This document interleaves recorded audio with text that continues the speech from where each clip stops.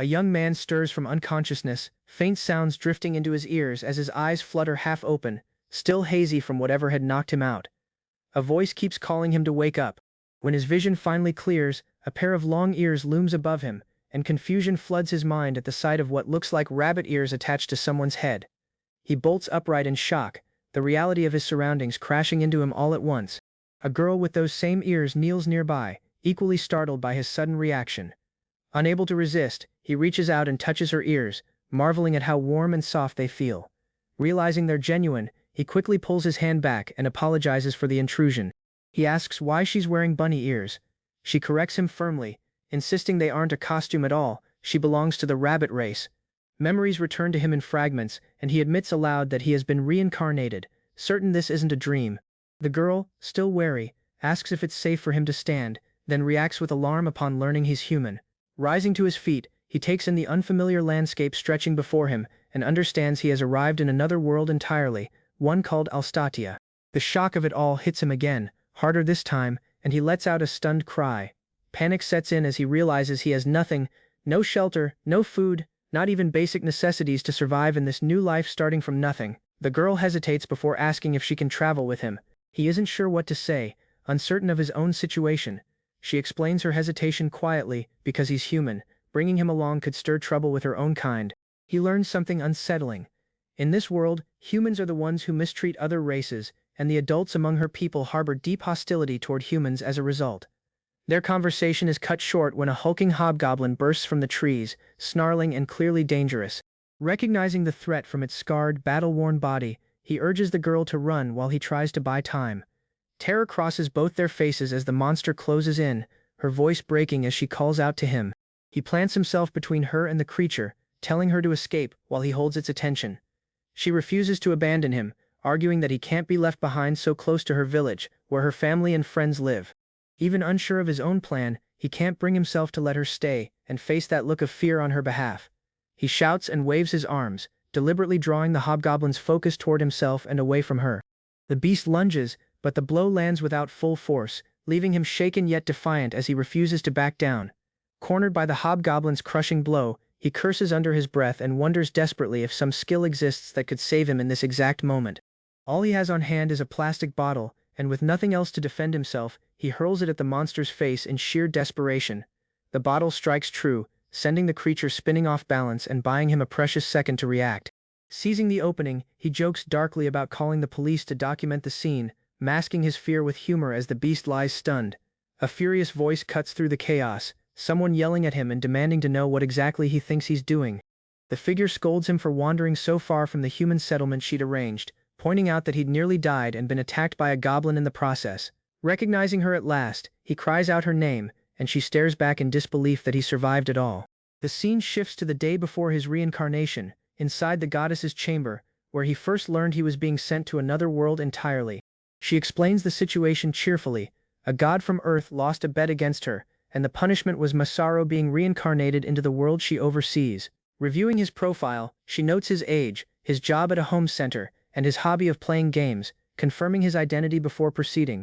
He protests that none of this concerns him and insists it must be a dream, but she informs him flatly that this is reality, and refusal isn't an option.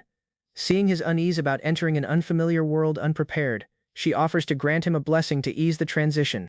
With a grin, she reveals 3 skill grant tickets, presenting them as a generous gift. Since he mentioned games as a hobby, she assumes he already understands how skills work, and eagerly hands them over. Their exchange gets interrupted when another goddess, Hera, yanks the woman aside, asking to borrow her for a private conversation. Hera introduces herself and apologizes on behalf of her husband Zeus, admitting they were the actual ones responsible for the reckless bet. Startled, he realizes the gods involved are Zeus and Hera straight out of Greek mythology, and that the tickets were meant as compensation under their contract. The goddesses explain that once he's sent to the new world they can no longer intervene, though they can at least grant him understanding of the local language. He mutters that she's a useless goddess after learning she originally planned to give him only 3 of the 8 tickets she was holding, hoping to pocket the rest. A slot machine labeled Skill Slots rumbles to life, ready to determine what abilities he'll carry into his new existence. The goddess explains a bonus system tied to the machine.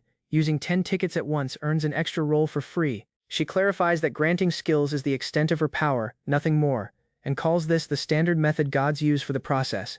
He agrees eagerly and prepares to proceed. Hera chimes in with her own offer, promising an additional ticket to make up for her husband's mistake, while Victinius adds one more of her own as an apology, bringing his total to 10. Both goddesses insist he should feel honored, since receiving 11 skill rolls is a rare privilege. He accepts their reasoning, grins, and slams his hand against the machine as the countdown begins. The first results roll in. Appraisal at level 3, masonry at level 4, and dismantling at level 2, each landing with a mechanical clatter. Mining and leatherworking follow, both settling at level 3. Watching the pattern emerge, Hera notes aloud that his skill set leans heavily toward carpentry. Item box appears next, followed by blacksmithing at level 2 and crafting at level 3, rounding out a set clearly built for construction work. Healing magic and logging come in last, both stuck at the lowest possible level 1, prompting Victinius to lament how unlucky his overall rolls turned out to be. A final bonus skill, map, grants him a 3-kilometer holographic radius. Reviewing the full list together, the goddesses admit his abilities are impressive for carpentry, though they seem oddly nervous about something left unsaid. Victinius suddenly snaps at him for not paying attention, revealing that the tickets he received are so rare they normally only exist when a god and human produce a child, and receiving 10 of them makes his death unacceptable to her. Back in the present forest, he questions why she mentioned preserving an accident scene earlier. She reminds him firmly that this isn't Earth, and that fighting for survival was his only real option. She tells him plainly that survival here requires courage and action, warning that if he doesn't kill the threats he faces, they will kill him instead. Standing over the goblin's body, she instructs him not to hesitate and to take his time opening the reward that follows the kill, then turns to check his updated status. His status window opens, revealing his level has jumped from 1 to 6, along with noticeable boosts across vitality, magic, strength, and every other core stat, confirming that this world rewards growth through combat experience. He suddenly remembers a girl who was supposed to meet him nearby. Victinius offers to move him closer to the village, noting humans are rarely seen out here. He clarifies that the girl he's waiting for isn't human at all, but a bunny-eared girl belonging to the rabbit race. Victinius warns him against interfering directly since she can't get involved herself, telling him only that he must live freely now that he's in this new world. Moments later, the rabbit-eared girl comes rushing toward him in a panic. A group of armed rabbit-eared warriors emerges from the trees, calling out for him with clear urgency in their voices. They thank him for protecting May, relieved to see the girl safe, though panic quickly returns when someone realizes the stray goblin has gone missing from where it fell. The warriors stare at him in disbelief, stunned that he survived alone against something so dangerous. He deflects the credit, insisting the goblin struck its head on a rock by accident, and that he only dodged to avoid getting killed, quietly finishing it off before anyone could ask more. Standing among the rabbit-eared warriors, he wonders aloud what he's supposed to do now that he's stranded in this world, uncertain of his next step. Mail blurts out a request to live in the village with them. One of the older warriors responds warmly, telling him they've decided to welcome him if he's in need, while another suggests they discuss the details on the way there. The group thanks him properly for risking his life to protect May from the hobgoblin. May then realizes she never asked his name, and the lead warrior agrees to take him to meet their chief once introductions are settled. She introduces herself cheerfully as May, greeting him warmly and extending her hand in friendship. A brief exchange follows where he seems to hesitate over something on his mind, quickly brushing it off as nothing when May asks if something's wrong. He introduces himself in turn, giving his full name as Narumi Masaru. May takes his hand, telling him simply to call her by his first name, Masaru, as the two share a quiet moment beneath the setting sun in the forest. Reflecting on everything that has happened, he acknowledges the uncertainty ahead and admits he has no clear idea what comes next, but accepts that his new life in this world is only just beginning. Narumi Masaru, a 36-year-old man working at a rural home center, freezes mid-step on his way home. Something has interrupted his ordinary evening. Light pours down as a figure descends from above. The goddess Victinus has pulled him from his world, feathers scattering around him as he stares up in shock. Victinus explains that his fate now rests entirely in her hands. Whatever circumstances brought him here, his life in this new world called Alsatisha has already been decided for him. A slot machine displays his given abilities. The result is disappointing 11 skills total, none of them offensive. He arrives in this world with no way to fight. Without warning, a goblin lunges at him. His first moments in Alsatisha become a desperate struggle for survival. Rabbit-eared warriors arrive in time to save him. Relief washes over his face as he wipes his brow, admitting he thought he wouldn't survive the encounter. The group leads him toward a gated settlement. A sign marks it as the rabbit's village entrance, and his expression shifts to wonder his life has truly been spared. One of the rabbit girls announces cheerfully that this is where they all live. His new life among them begins. Walking through the camp, he learns the village holds roughly 100 residents who rely on each other to get by. The younger rabbit girl, May, tells him he can consider these people his family now. Masaru, still shaken, manages only a quiet thank you. He studies the primitive dwellings, tents lashed together with rope and wooden shafts, fences built the same way, resembling Japan's ancient Jomon and Yayoi periods. A warrior explains the settlement is only 2 years old, and still struggling. She offers to introduce him to the village chief. Inside the chief's house, a rabbit man greets him by name, already aware of who he is. Masaru notes silently how young the chief looks. The chief admits he hadn't believed the rumors that a human had arrived. The chief thanks him for saving May earlier, offering help with anything Masaru might need. A woman steps forward, thanking him personally for risking his life for May and welcoming him warmly to the village. The chief decides to place him in May's household, explaining her father was killed by a monster and her family could use the support. May bursts out laughing, declaring she's completely fine with the arrangement as long as it's him. As dusk settles, Masaru pats May's head in thanks. The group agrees to continue their conversation the next day. The chief reassures him to move at his own pace. Masaru wonders quietly what he could possibly offer this world, resolving simply to do what he can. Masaru's mind drifts back to memories of his old home center job, the familiar aisles and shelves flashing through his thoughts as he considers what he might offer this unfamiliar place. Standing at the village entrance, he recalls the systems and services his old workplace once provided, turning those memories over as potential solutions for the settlement around him. Watching villagers work with basic tools and simple equipment, he compares their limited resources to the machinery and materials he once took for granted back home. A realization strikes him hard. He blurts out that something does exist he can contribute, catching May and the chief off guard with his sudden declaration. He asks outright whether he can improve the entire village. The chief and May stare at him, stunned by the scale of what he's proposing. Their faces freeze in shock, sweat beading as they process the weight of his offer.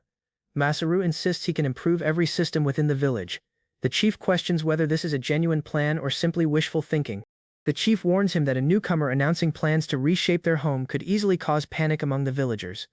Masaru admits he's often slow to read social situations, but confirms he understands the concern. His thoughts turn dark, recalling moments from his old job when he stayed silent while children and elderly workers faced danger. He resolves not to repeat that mistake, wanting to build a safer daily life for everyone here. Though unsure of his exact capabilities, he declares his intention to do his best for the village, drawing on the hope he once carried during his years at the countryside home center. The chief asks what he intends to do first. Masaru stands ready to answer. Reading sincerity in his eyes, the chief grants permission. Masaru thanks him, excited to finally have a purpose within the community. Before heading into the forest to gather resources, Masaru decides he first needs to properly examine what skills he actually possesses. He begins testing the abilities granted by the slot machine, uncertain what any of them actually do. An appraisal skill reveals details about a simple knife May lent him, slightly rusty, unsteady, but usable. He notes these skills require no training or prior experience, wondering what else he might test as May watches, impressed. A cutting skill appears, capable of felling trees without any tools. He decides to try it immediately. Bracing himself, he activates the skill against a massive tree. The tree crashes down instantly, consuming a sixth of his mana in one strike. Startled, he realizes how dangerous that power could have been. Recognizing he lacks the physical strength for manual labor, he shifts his attention toward testing his building-related skills instead.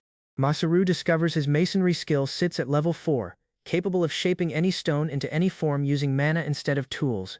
He decides to start simple, attempting to carve a basic cube. The stone shifts instantly in his palm, forming a perfect cube without any sanding or shaping by hand. He wonders what would happen if he tried something larger. Turning to the log he cut earlier, he tests his woodworking skill, which can dry timber using mana alone. Fresh wood normally loses moisture slowly, making it unsuitable for construction until properly dried.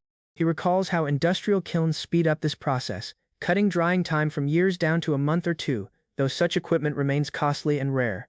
Left alone naturally, the same log would take half a year or more. Steeling himself, he wonders if his skill could accomplish the same drying process in mere seconds. May's voice cuts through the trees, calling him to dinner on her mother's request. Before she can finish speaking, he collapses onto the ground beside the log. May panics, remarking he looks worse than after his battle with the goblins. She scolds him gently, worried the strain might have been too much. Masaru realizes he's experiencing the mana exhaustion he'd only read about in books. Despite the collapse, he confirms the log dried successfully without him pushing past his limits entirely. Embarrassed by his own weakness, he lets Mei pull him back toward home. Back at the tent, Mei's mother greets her warmly, noticing the two haven't returned alone. Mei excitedly recounts how Masaru saved her from goblins, introducing him properly to her mother, Ruru. A celebratory feast is announced. Ruru welcomes him into their modest home, telling him to treat it as his own despite their limited means. Gathered around the table, Masaru reflects on the kindness these rabbit people have shown him, grateful for a place to belong in this unfamiliar world. Unsure exactly how much he can accomplish for them, he commits to giving everything he has, determined to start this new chapter of his life properly. He smiles quietly, knowing his real work begins the following day. Beneath the moonlit sky, the village rests unaware of the changes coming. Masaru's plan to improve the settlement is about to unfold. At the rabbit's village entrance, Masaru started the development by proposing to reinforce the perimeter. Then, eager to help, the bunny-eared girl kicked off the DIY work, energizing the team.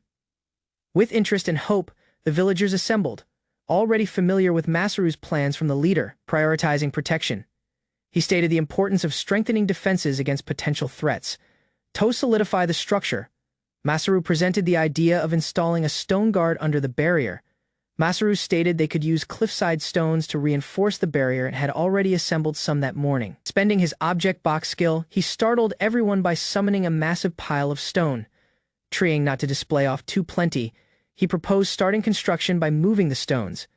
Eager villagers hurried to help, causing Masaru to halt them in alarm. Realizing careful placement was required, he chose to test with technique.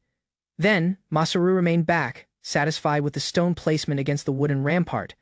Though it glanced firm, he explained the weakness behind poorly packed rocks and the risk of collapse. By intentionally making gaps between stones, he displayed how structure and footing could be achieved. He illustrated that evenly stacked layers strengthened the rampart, making it additional steady under pressure. Preparing for tougher threats, he counseled using gravel and asked what improvements should follow next. Masaru explained that putting larger stones outside and filling the within with gravel helped drainage and structural strength. To reinforce the wall, he pledged to teach the team simple construction methods with no gaps between materials. Despite his enthusiasm, he confessed he wasn't confident in instruction plainly. Interested villagers approached, astonished at his creative considering and eager to learn more. He humbly replied that he was just gathering goods as helping with their meals. After studying the villagers cook just with fire, Masaru proposed building a stone kiln for safer, efficient cooking. His suggestion triggered a fierce reaction from the women who demanded improvements lacking compromise real kitchen fighters. Then positioned firm, he assured them that constructing the kiln with stone would pose no issue. Their expressions softened, realizing he comprehended the cooking difficulties they looking. He consented to handle the weighty work, requesting their support with smaller jobs. Masaru asked if the team could help in gathering extra supplies beyond stone to build the furnace. He listed earth, straw, and sand as essential elements required for the mixture. Explaining further, he showed how these supplies would blend within the earth to reinforce the build. Explained that earth alone was weak, but with straw and sand, it formed a much stronger bond. Mei keenly volunteered to start gathering with a few helpers, startled by what she'd learned. Once Masaru proposed further help, villagers keenly requested utensils, tables, and chairs for the whole village. He consented despite the mana cost, estimating it would take several days to total. As the concept of a common dining space formed, they commended his remarkable building skills. Interest grew around his past, prompting questions around his old job. With a basic grin, he disclosed his background as a home center employee. Masaru rallied the villagers, encouraging complete participation to build everything they required joined. Working edge by edge, they began hauling stones, and Masaru gave plain guidance on construction steps. Advancement unfolded steadily, structures were framed, supplies were blended, and plans took physical shape with teamwork. That evening they enjoyed a warm dinner, proud of their common efforts and fresh utensils. The next day, building resumed with tables and seats taking shape despite Masaru's developing fatigue. As the villagers hauled timber through the camp, the senior observed quietly, a satisfied smile forming. Masaru proudly respected the finished stone-backed wooden barrier, celebrating with everyone who helped build it. The once vacant plot had transformed into a vibrant gathering space where laughter and meals were common. Villagers commended both the kiln and structure, astonished by their usefulness. He sensed completed, seeing everyone enjoy the gear and spaces they had created together. Thanks poured in as villagers recognized the effect one person had made on their progress. Smiling kindly, the senior extended out with heartfelt thanks, echoed by everyone around him. Applause followed as Mei hugged him tightly, declaring the plan a total achievement. Comfort and pride lit up his expression, realizing how plenty they had achieved. Joined far above, unseen observers observed silently, amused that things flourished lacking sacred interference. Then, arguments sparked as one goddess defended her decision to grant an unusual number of abilities. Worry grew as different disclosed someone else had acquired even more and was no longer meant to exist. With the gods, debate grew over the imbalance created by a man who surpassed normal bounds. Then, after centuries of stagnation, one confessed frustration at the world's lack of change. They consented Masaru was selected to be the spark that reignites all. Then, compliments extended Masaru as villagers appreciated his care and dedication to their future. Grinning, he dismissed the praise, stating it wasn't plenty work and hinted he had more concepts in mind. While listening to fresh suggestions, he silently noticed an urgent need a toilet and intended to fix it soon. Then, he recognized the fantasy nature of the world but had a specific interest on his mind. With a grave tone, he requested if slimes stood nearby. Slimes were verified to exist, and Masaru was alarmed by their dangerous talent to liquefy anything. He felt comfort studying they couldn't climb the bluff.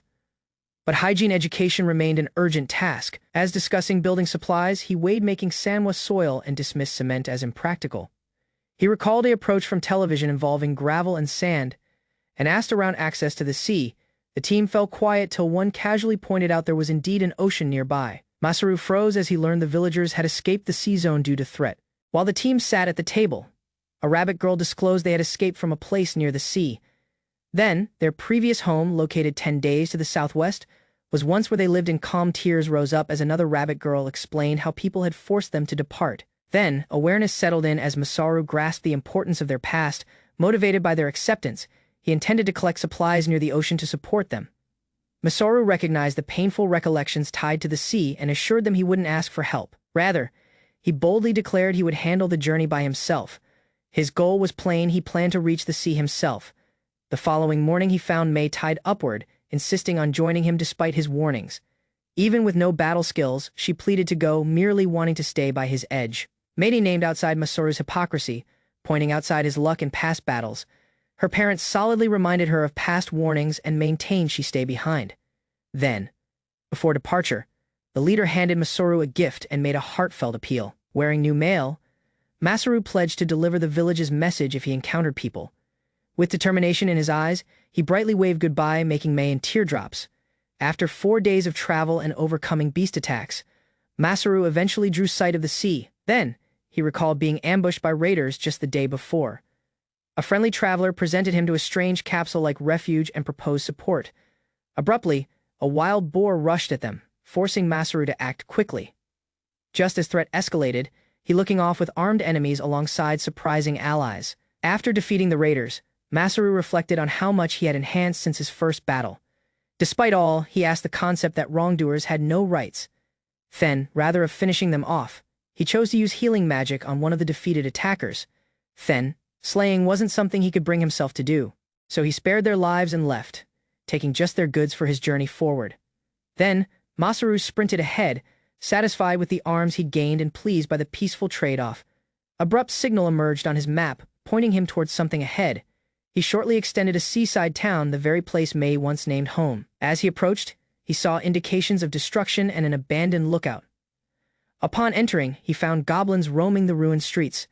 Unaware of his appearance, confronted by a horde of goblins, Masaru cracked a grim grin, realizing flee wasn't in choice. Then, with no time to hesitate, he braced himself and rushed within battle. Then, despite their size, the goblins overwhelmed with numbers, forcing him to rely on skill. Masaru hit decisively, slicing downward his foes one by one. Although lacking flashy powers, his sword and firm technique were sufficient to stand his ground. Then, Masaru noticed his kendo use from childhood had awakened as an actual skill in battle. He used precise form to strike downward a goblin with a keen wrist hit. Then, even although he hadn't practiced in years, his instincts guided every movement. He rushed ahead with assurance, unfazed by the sword's weight. Just as he sensed ready to continue, an abrupt, massive appearance emerged before him. Masaru remained frozen as a monstrous boar rushed towards him. Ridden by a fearsome goblin, compelled to dodge, he just avoided the destructive rampage, wondering about how to face such a beast. Then, the goblin's speed left no room for error, going him within pure defense. Then, he braced for the following charge, sweat dripping as he kept his ground. Analyzing the circumstance, he noticed he'd require to target the boar before anything else, and concept struck Masaru just in time, turning a drifting rock within an opportunity. As the boar rushed at full speed, he remained firm, prepared to interrupt its momentum. Spending his object box, he summoned a huge construction log and slammed it down. The effect stumbled the beast, granting him the opening he needed to strike. With foes seeing, Masaru grew, sword in hand, ready to face the next wave. Then Masaru steadied himself, confident that just weaker goblins stayed still. Some started to escape, risking a call for reinforcements, causing his concern to rise. Before he could act, a knight from the kingdom's forces came, demanding his background. A team of knights from the Gratas nation arrived in the village, confronting a lone form for identification. Their chief, Commander Cook, apologized for the knight's actions, stating they came to eliminate goblins.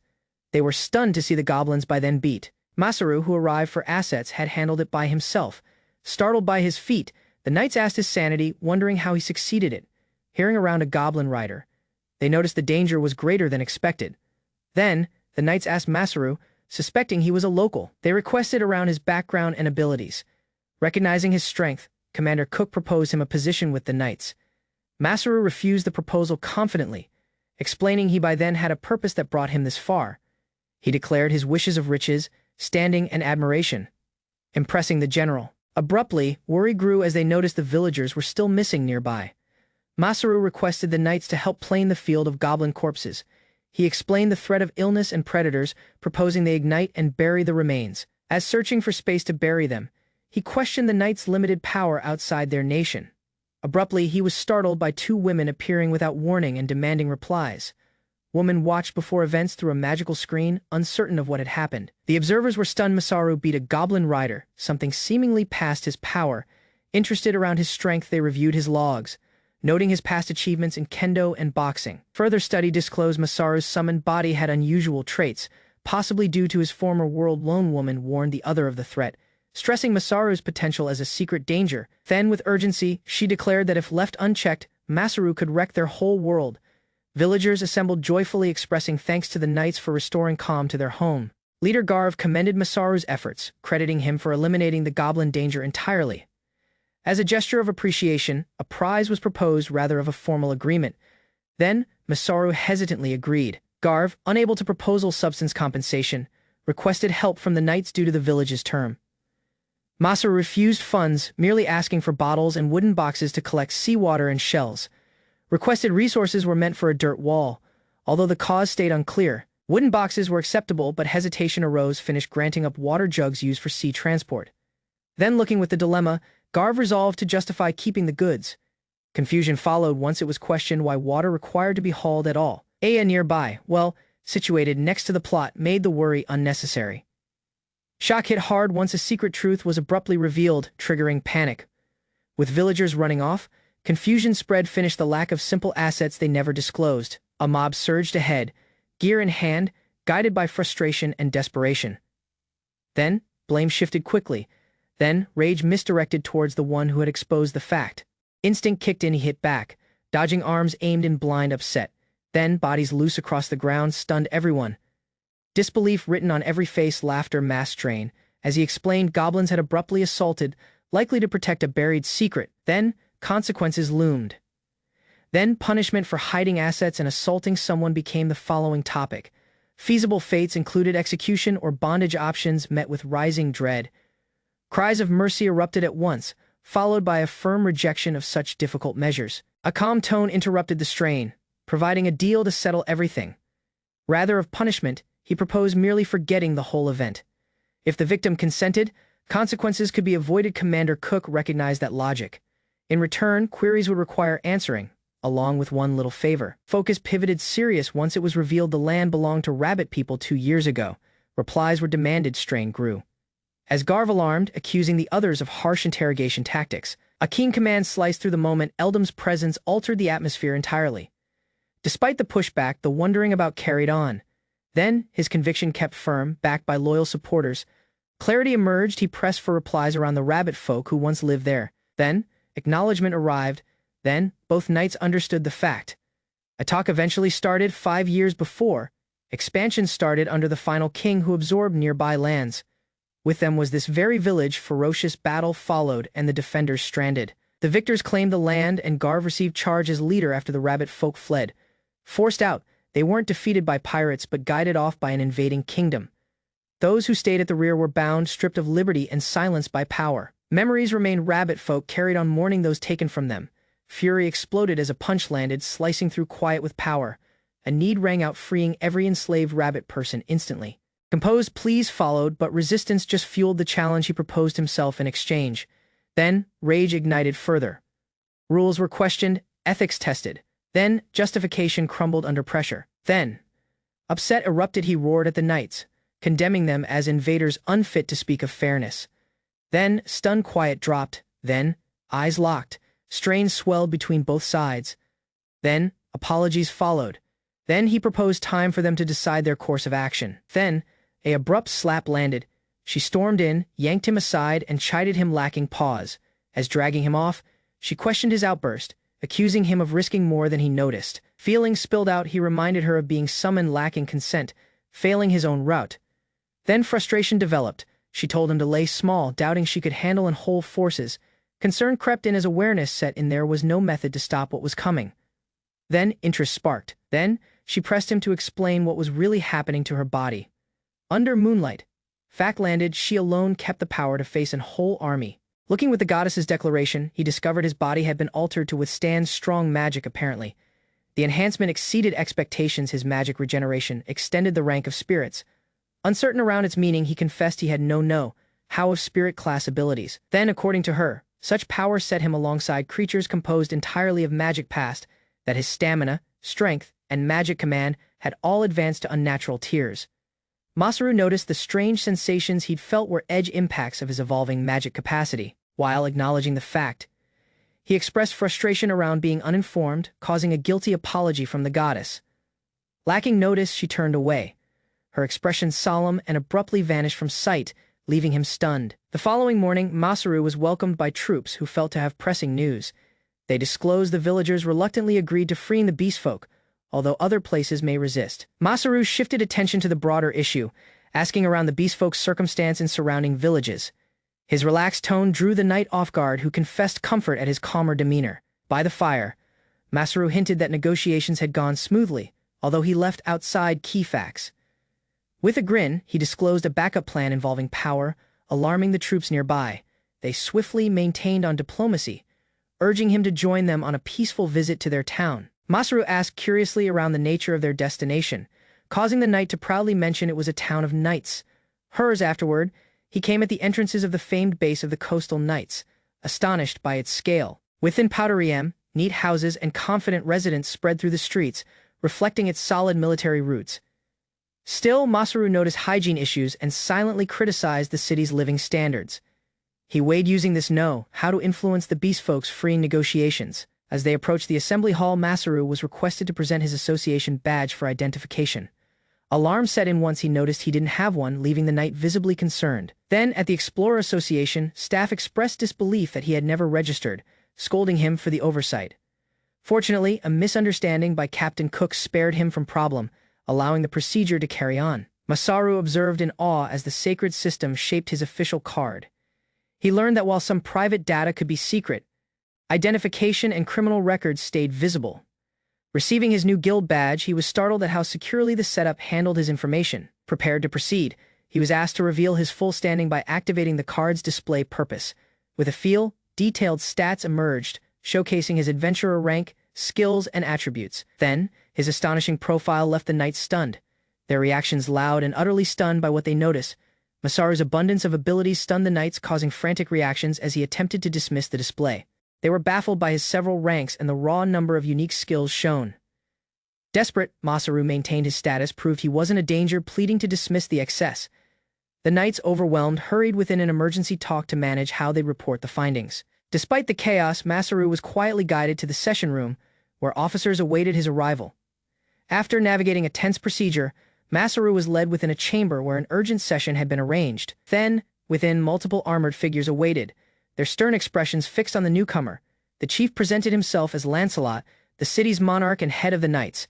Facing him, Masaru instantly sensed the commanding appearance. This wouldn't be a simple bargaining. Lacking delay, Lancelot recognized Masaru's mission to secure the freeing of the beastfolk. Lancelot explained the terms Masaru needed to present something of worth to earn the beast folks freeing. Recognizing Lancelot's keen reasoning, Masaru braced himself for a hard bargaining. Then, knowing deception would fail, he resolved to reply honestly, declaring he had something substantial to proposal. His proposal was ordinary yet bold. He proposed no. How as his bargaining chip? Expanding on his idea, Masaru explained how could boost jobs, enhance meal supply, and reduce mortality. To offer a plain sample, Masaru proposed improving the city's unstable steed carriages. He presented the concept of springs, explaining how they reduce vibration, something missing in their present layouts. Though he confessed perfection wasn't guaranteed, he pledged noticeable improvements and suggested fitting steeds with proper shoes. Then, Lancelot recognized the idea's potential, recognizing its long-term worth if proven effective. Still careful, he declined to accept the plan outright, needing tangible results before putting trust. Acknowledged Masaru's proposal, but insisted that trust would just come through outcomes, not pledges. He explained that until improvements were proven, the beastfolk would remain detained under town command. Then, to seal the deal, Lancelot demanded not just Masaru's know-how, but too his commitment to the city's future. Accepting the test, Masaru consented with determination, surprising everyone in the room. As terms were set, Masaru was tasked with improving hygiene and carriage layout to earn the beastfolk's freeing. Masaru discovered the conditions surprisingly favorable, as Lancelot noticed it as a strategic win on all fronts. Startled by his sincerity, Masaru noticed Lancelot wasn't the heartless chief he expected. Then, recognizing public opposition as the real danger, Lancelot requested Masaru for a creative solution. With a strong grin, Masaru proposed to match him against anyone resisting the beastfolk's freeing. Amused and impressed, Lancelot consented, acknowledging that sore losers might still test the outcomes. Masaru was caught off guard once Lancelot proposed that just a duel against the city's strongest would prove his worth. With no hesitation, Lancelot moved forward, declaring himself as the challenger, demanding a bout to test Masaru's real power. A seasoned knight abruptly tested the group's chief to a sparring match. Despite sensing the man's intense aura, the chief refused, fearing political issues if hurt. Still, the knight's enthusiasm grew, and a date for the match was eventually set. Before that, the chief assembled everyone for a serious hygiene lesson. He explained sanitation standards, making the fighters surprised by the surprising but important lesson. Then, with the lesson underway, the chief requested all available personnel to attend. As several resisted, he cautioned of makeup sessions and set a strict attendance sample. He next emphasized the primary issue: poor cleanliness practices across the team. Through detailed guidance, he explained sanitation risks, stressing tidy routines and heated water. Though the basics seemed simple, their expressions disclosed how unfamiliar the know-how was to them. Masaru explained that maintaining a tidy environment could lower demise rates and even prevent plagues. His insight drew suspicion, causing others to question his real background. Recognizing the imbalance in their deal, Masaru proposed support and comeback for teamwork. The captain, valuing self-reliance, expressed discomfort at accepting help, lacking providing anything back. Then, impressed, Masaru courteously requested use of the smithing workshop for his following endeavor. Masaru keenly planned improvements for steed carriages and expressed enthusiasm about new ideas. The captain agreed and pledged to ready the workshop for use the next day. Still, he confessed the lack of skilled blacksmiths due to talent being drawn to the royal city. Upon arrival, Masaru discovered the workshop cluttered with unused supplies and gear. Frustrated, he demanded help and commanded a complete inventory to be finished by day's end. Masaru demanded a detailed log of supplies, damages, and any abnormalities for complete inventory command. Then, despite claiming minimal maintenance, the dusty term left Masaru frustrated with the disorder. Then, recalling his past at a home center, he emphasized how unforgivable such disorder would be. Taking charge, he delegated jobs to Commander Lancelot to tidy and organize the zone. With resolve, Masaru vowed to demonstrate the real essence of stock management. Then, Masaru succeeded the team efficiently, overseeing coal transport and tracking all with a clipboard. He discussed tool shapes with craftsmen and readied supplies with utmost attention. Then, even by nightfall, he stayed alert, inspecting logs and realizing the volume of goods. Eventually, he grinned in comfort. The workshop had become orderly and functional. Despite advancement, he concerned over strange supplies, questioning both their use and the city's spending. Despite laboring via the night, Masaru informed his assistant that more jobs awaited. The assistant disclosed a long position or agreement that wouldn't expire for another year. Masaru chose to experiment, aiming to produce usable mixtures from unfamiliar supplies. Spending copper and tin, he explained how combining elements could form bronze for gear and mail. Then, He next weighed stainless steel, pondering how best to simplify the concept for his overwhelmed listener. Masaru stated how combining iron with carbon made steel, gaining fresh traits through alloying. Then, after briefing his team, he activated his smithing skill and readied to test. With amazement, he found that visualizing a tool could potentially bring it within situation. Realizing the potential, he started manipulating ingots, now settled on refining his command. Then, excited, Masaru vowed to start little. Convinced this power could let him make anything. Multiple hours passed before a shaped knife eventually took shape in Masaru's hand. Then, examining the pieces, he weighed how to properly embed the blade within the handle gear and furnace ready. He noticed his skills might be enough to make it alone. Temptation overcame pause. He chose to test his talent just once. With settled intensity, he hit metal confidently, forging with precision and peaceful satisfaction. Then, molten metal glowed as Masaru quenched the heated blade, enhancing strength via rapid chilling, confidently presenting the completed sword. He startled Lancelot, who had been silently observing. Though pleased, he confessed the outcome could still be enhanced with refinement. Lancelot proposed his sword for trial, interested if Masaru could restore its performance. Before answering, Masaru's notice shifted to unknown objects laid outside nearby. With a grin, Masaru hinted at a shock and requested Lancelot to come back tomorrow. Eager to carry on, he resumed work while others watched his calm but resolved focus. Then, Lancelot noted Masaru's intense gaze, comparing it to his own before battle. Exhausted by nightfall, Masaru slumped into a seat, encircled by finished tools. Upon reflection, he noticed he'd gone overboard too numerous pails, but no regrets. Though helping others brought satisfaction, his real joy came from making with his own hands rather than rest. He chose to hold laboring, determined to finish creating and prepare for tomorrow's jobs. Jolted awake by abrupt tone, Masaru found a girl beside him, her eyes wide with shock. Lacking delay, she mentioned being through as a courier since the nights were occupied with studies. Then, a formal notice followed. He was to face Lancelot in a match, scheduled 3 days forward. Then, compulsory attendance at the practice ground was emphasized, making no room for excuses. Although reluctant, Masaru noticed the challenge wasn't optional. Lancelot had selected him. Masaru readied quietly for the upcoming match, unfazed by the concerns around him. Confident in his command, he assured others he'd evade harming his opponent to plenty. Rather than showing dread, he intended to demonstrate his skill and requested Lancelot be named. Lancelot eventually displayed up, puzzled by the circumstance and uncertain of what to expect. At the same time, Masaru was deep in a well, installing a water pump mechanism. Masaru assembled a crowd near the well, proudly announcing a demonstration of a fresh water drawing tool. A villager moved ahead to help, and Masaru told her that anyone, even a child, could use it. He explained the process move by move, showing how to prime the tube and pump water through simple motion. Water started running with a satisfying gush, signaling achievement. Amazed by the outcome, the townspeople observed Masaru unveil the pump's future role across the town. Masaru pivoted his notice to outdated steed-drawn carriages, noting their crude structure crawling underneath. He inspected the metal shafts and how the wagon frame sat directly overhead them.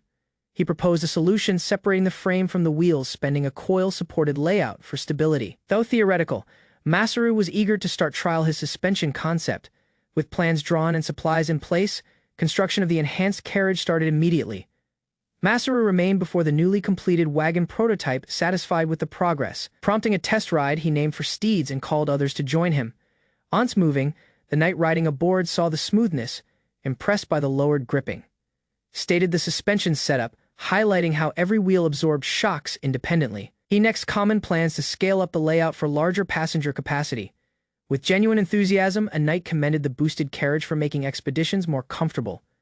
Crowds swiftly grew eager, causing a firm but amused response to wait their go.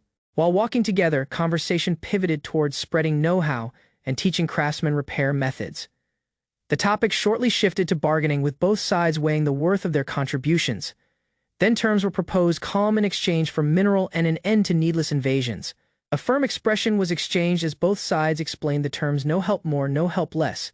With a handshake, the deal was sealed. Lacking pause, caution followed, with one edge emphasizing their bounds and urging discretion. Moving ahead, thanks filled the air as a peaceful thank you recognized trust and cooperation. As he strode off laughing, the challenge for their match still remained. Battle spirit never faded. Thankful for the verbal truce, he wanted human invasions would currently cease for good. Before sleeping, abrupt demands piled up: lectures, tools, and problems demanded his attention. Overwhelmed, fatigue hit hard, and his composure eventually gave method. Collapsing within bed, he reflected on how draining it was to instruct the rest from scratch. Still, appreciation for his mentors in the home center spread through him with peaceful determination. Staring outside the screen under the moonlight, he recalled recollections now distant and unreachable. A tone broke the stillness. Victinias emerged, curious around the poem he had recited. He stated it was from the Hyakunin issue, spoken additional from emotion than recollection. Her query around the person in the poem brought hesitation and a gentle reflection, recalled her plainly hardworking, little-framed, and someone he'd fallen for at first sight. Months after drifting for her, he finally admitted, but the speech didn't land well. Although she married someone else, the memory came back once he met a girl with her name. Then, an apology followed, laced with regrets too old to fix, still comprehended, reflecting under the moon. He confessed those feelings gave him strength to shift ahead. Then, thankfully, he thanked Victinias just a little for guiding him towards this life. Under the moonlight, she remained with elegance, a peaceful glow in her look. Then he glanced her method, considering how even flawed she was still a goddess after all. Playful teasing followed, causing a half-grave apology laced with gratitude for being brought within this world. With a soft grin, she accepted his speech and let calm settle between them. Fresh with strength, he headed off to work while she remained in the breeze. Under the calm night sky, she stood alone, while he observed silently, ready to continue laboring. After the incident, Masaru was constantly on the shift, wanting to know how and preparing supplies. Then, repose was never in choice. Eventually, the long-awaited day of the match came, drawing a huge crowd to the Colosseum. Then, within the waiting room, Lancelot confronted Masaru, puzzled by the surprising festival atmosphere outside. As Lancelot demanded his sword, Masaru shifted attention to a distinct worry. Grinning, Masaru confessed he had broken the sword, refusing to come back it before the battle. Lancelot presented a heavy black sword shaped from tougher substance, declaring he would battle with full effort despite his frustration. Then, Masaru unsheathed the shorter blade, promising not to injure Lancelot too badly, and readied himself quietly. Acknowledging the strong attitude, Lancelot confessed it had been ages since he met a rival that tested him. As Lancelot claimed no loss against people, he respected Masaru's readiness and past accomplishments. Both fighters moved towards the arena, determined to clash with all their strength and resolve. Audiences erupted with applause as both fighters entered the center of the grand arena. Masaru glanced towards the stands, spotting a woman in a crucial seat and wondering around her identity. The courier girl grinned confidently, signaling to Masaru with a composed gesture from the kingly box. Both combatants remained before the announcer, poised and ready, their swords drawn in quiet. Then, with a loud declaration, the announcer signaled the formal start of the long-awaited match. Then, before clashing swords, both combatants affirmed the rules: no interruptions, and the match would end just by surrender or incapacity. With the signal to start, Masaru and Lancelot rushed ahead, eyes locked and blades ready to strike. Onlookers watched the tense start, startled at how evenly matched the two seemed. Then, Lancelot expressed disbelief, eventually facing someone equal in strength, refusing to end the battle prematurely. Their blades collided fiercely, exchanging swift blows as the intense match erupted in complete power. Masaru evaded a crushing strike, narrowly escaping a hit that shattered the ground under him. Then, acknowledging Masaru's stance, Lancelot noted his plain sword situation but criticized his poor form. Abruptly, Lancelot lunged with intense focus, launching a ferocious close-range assault. Reacting swiftly, Masaru parried the strike, showing keen reflexes and drawing a hint of respect. Despite that, Masaru confessed internally that Lancelot's battle situation still left him at a disadvantage. Masaru recalled Victina's speech and checked the battlefield, choosing it was time to initiate his ultimate strategy. Guided by the abilities taught through years in the home center and study, he readied to use everything he had learned. He activated Object Box, summoning huge timber pieces, stunning Lancelot with surprising tactics. Drew off guard, Lancelot questioned Masaru's odd setup, uncertain of his intentions.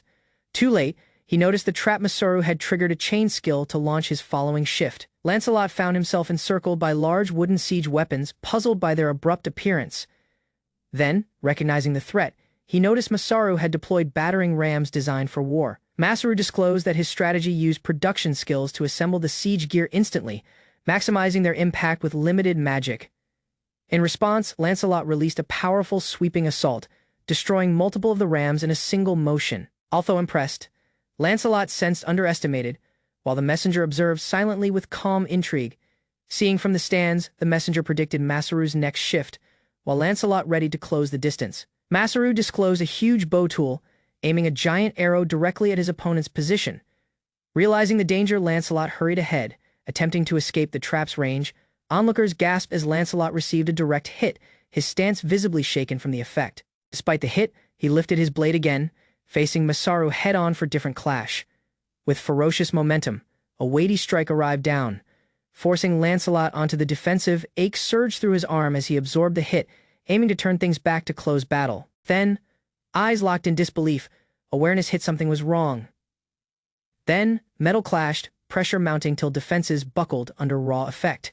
Sword still in hand, Masaru pressed ahead through the opening, stunning everyone seeing from above. Applause erupted across the arena as victory was declared. Masaru remained tall, Lancelot kneeling in loss.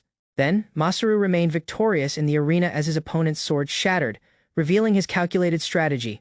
He confessed he'd taken a hope, counting on the blade's weakness he had sensed before. Then, explaining further, Masaru had tried a similar sword beforehand, slicing it deliberately to learn its bounds.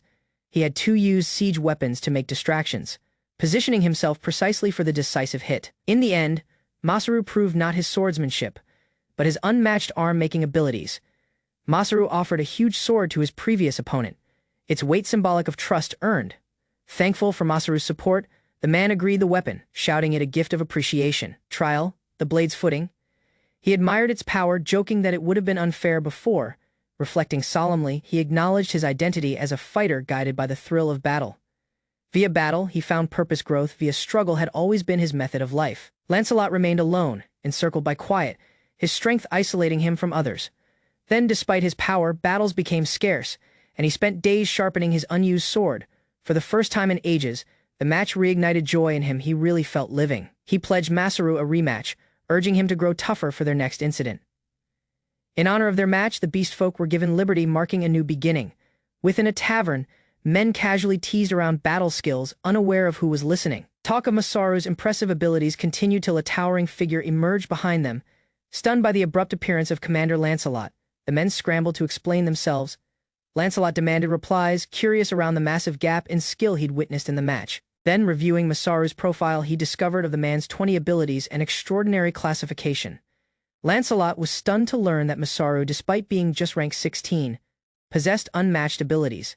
Though saddened by their parting, he agreed that their paths would shortly diverge. Unexpectedly, a fresh figure emerged, volunteering to watch over Masaru with a secret motive.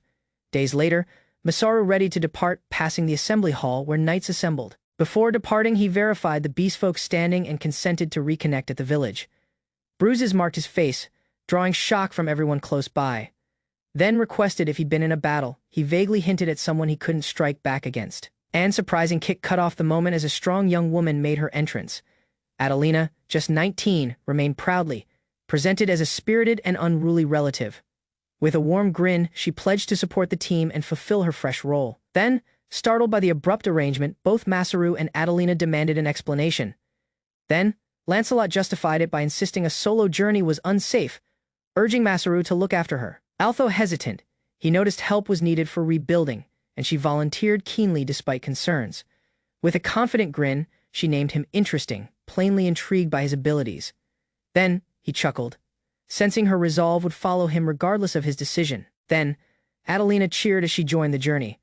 But Masaru cautioned it might take years, stated his goal transforming the village within a secure haven for the beastfolk. Although hesitant, Lancelot entrusted her to him with a notice and a reluctant boon. Waves of farewell followed as the team departed with fresh resolve. Progress marked their travels, issues fixed, partners made, and hope steadily taking shape. Cheers erupted as the team returned, welcomed kindly by the rabbit folk at the gate. Lacking delay, the circumstance was explained, easing any confusion around their arrival. Although plans still needed organizing, comfort and joy filled the camp as everyone assembled. Then, overwhelmed with emotion, she leapt ahead, clinging to him in teardrops, just for one day. Nearby, Different grinned softly, determined to savor this moment as long as feasible. Masaru gently comforted her, unaware a fresh message and development reward had just emerged. Upon Masaru's abrupt comeback, the village stirred with anticipation. His efforts to collect goods exceeded all expectations, drawing admiration from the assembly. Still, not everyone sensed it smooth. Concerns were lifted around the enemy exploiting the technology Masaru had presented. To shift forward, Masaru unveiled a bold plan, enlarge the settlement to welcome the incoming beastfolk and lay the foundation for a thriving town. Then, Early the following day, everyone sprang within action. Then, tents bustled with preparation as the team readied for the following phase. At the same time, one interested individual encountered an odd screen. Guided by interest, he started scanning his available skills, ready to play his part in the village's future. A note arrived from Eris Saphira, the goddess of magic, praising the village's progress and granting Masaru a skill boost as a sacred prize. Amused by the contrast between deities, Masaru considered the benefits of future sacred contact if his efforts continued bringing outcomes. Viewing the abrupt rise in his stats, he sensed energized and resolved, especially with skill upgrades becoming a tangible motivation. Lacking delay, Masaru rejoined the villagers at the worksite, inspecting advancement and urging the beastfolk preparing for expansion. Positioned before the assembled crowd, he addressed the urgent need for unity. Notice of the challenges they would soon face, with the beastfolk population expected to triple the village size. Urgent plans were made to reinforce defenses and enhance meal supplies. Rather than overcrowd the present village, Masaru proposed establishing an entirely new town in a nearby zone. Some villagers questioned the idea, asking what kind of town he planned to build, and if it was really achievable.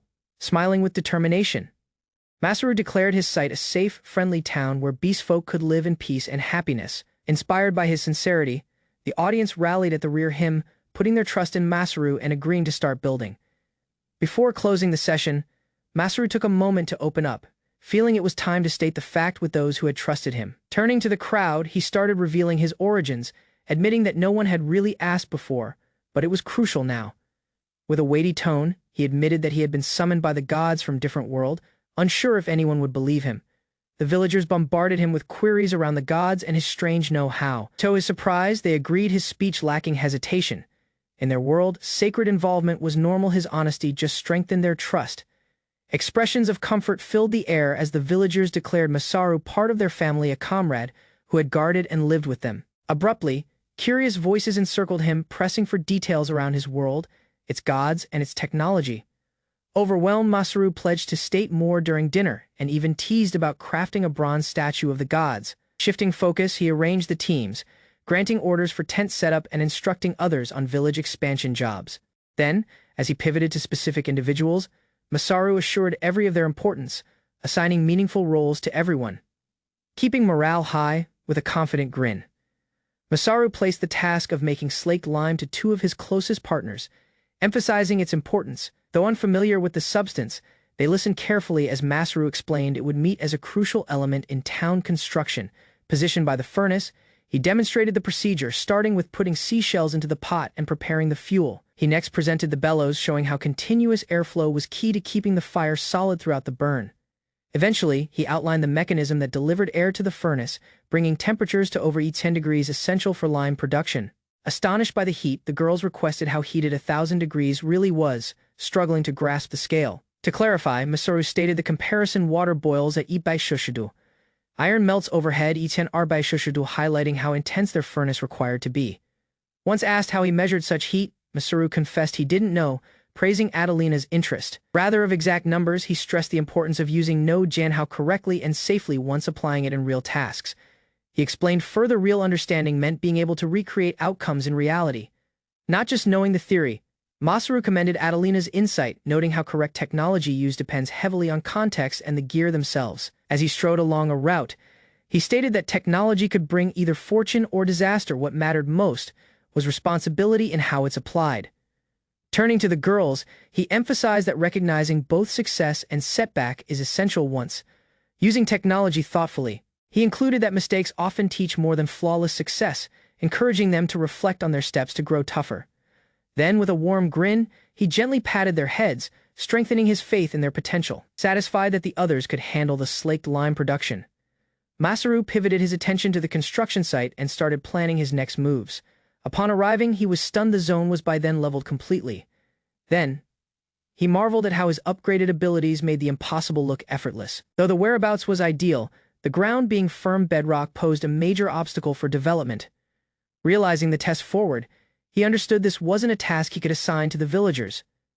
Then, it required his specialized processing talents. With determination, Masaru chose to act himself, trusting in his skills and committing to handle the issue head-on.